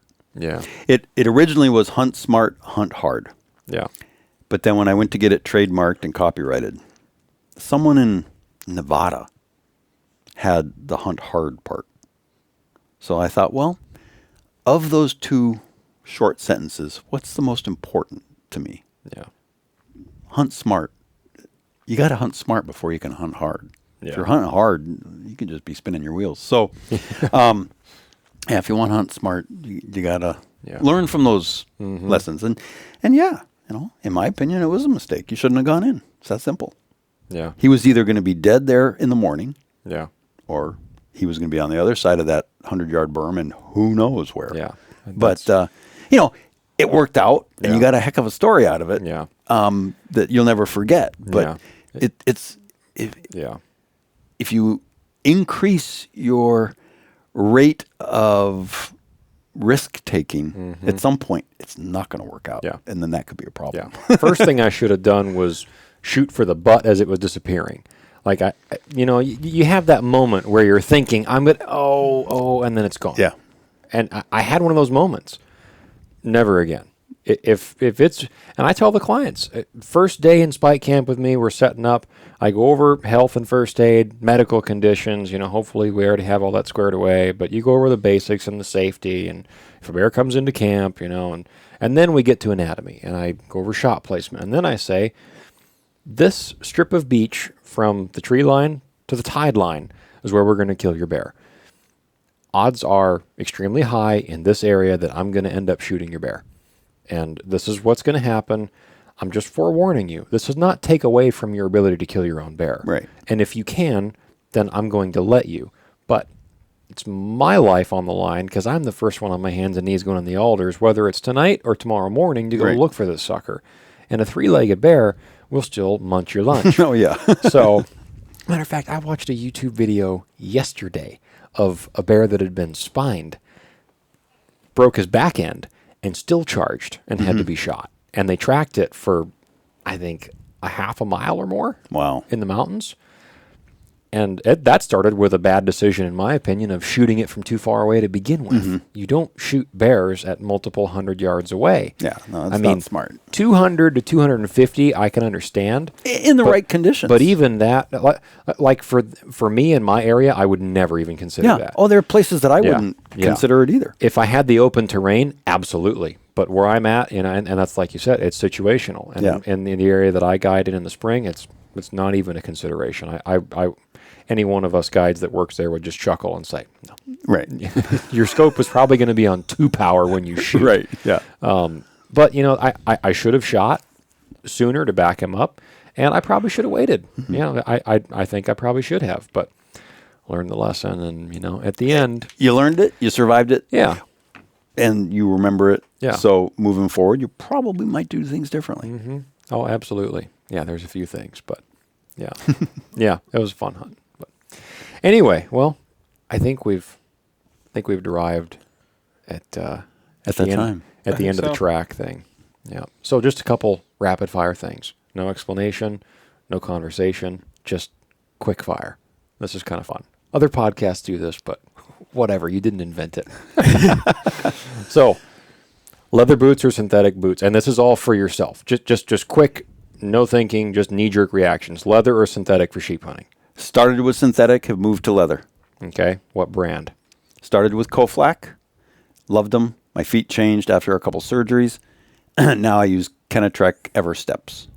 Oh, interesting. Okay. Hip boots or Gore-Tex Sims waders for bear hunting? Absolutely the Gore-Tex waders. Okay.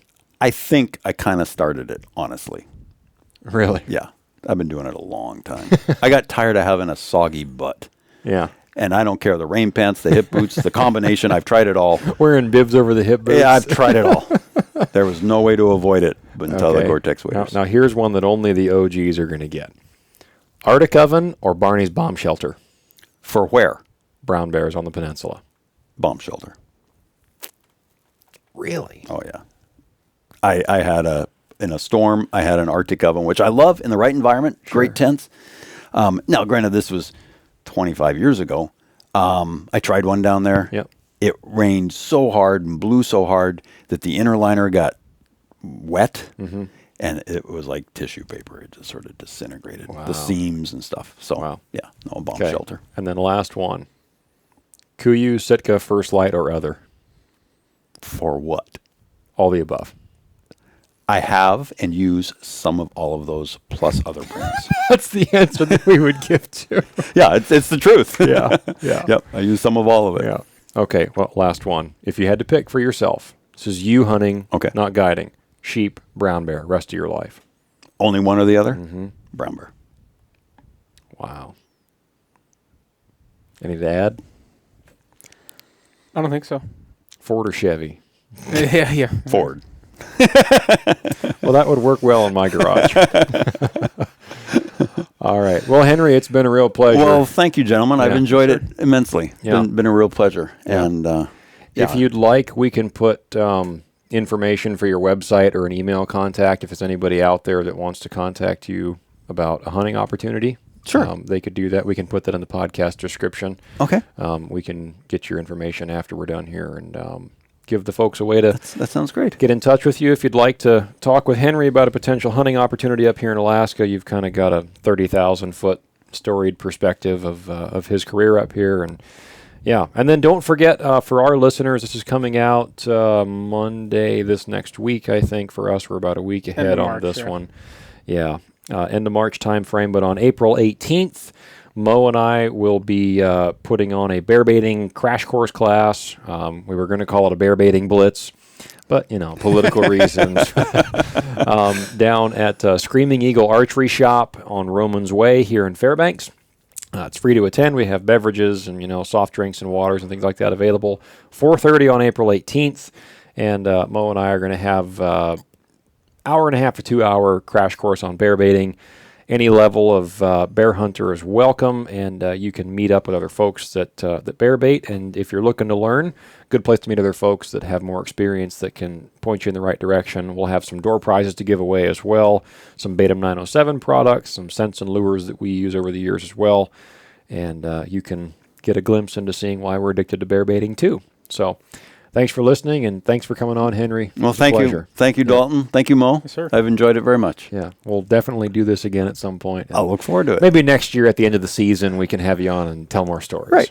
It'll be great. Yeah. Hopefully no claw marks. No claw marks, right. yeah. All right. Well, folks, if you enjoy the Great Alaska Hunting Podcast, leave us a positive written review or a 5-star rating wherever you listen. If you're on YouTube, like and subscribe, and we'll see you for the next one. Until then, tread lightly, but don't tread well.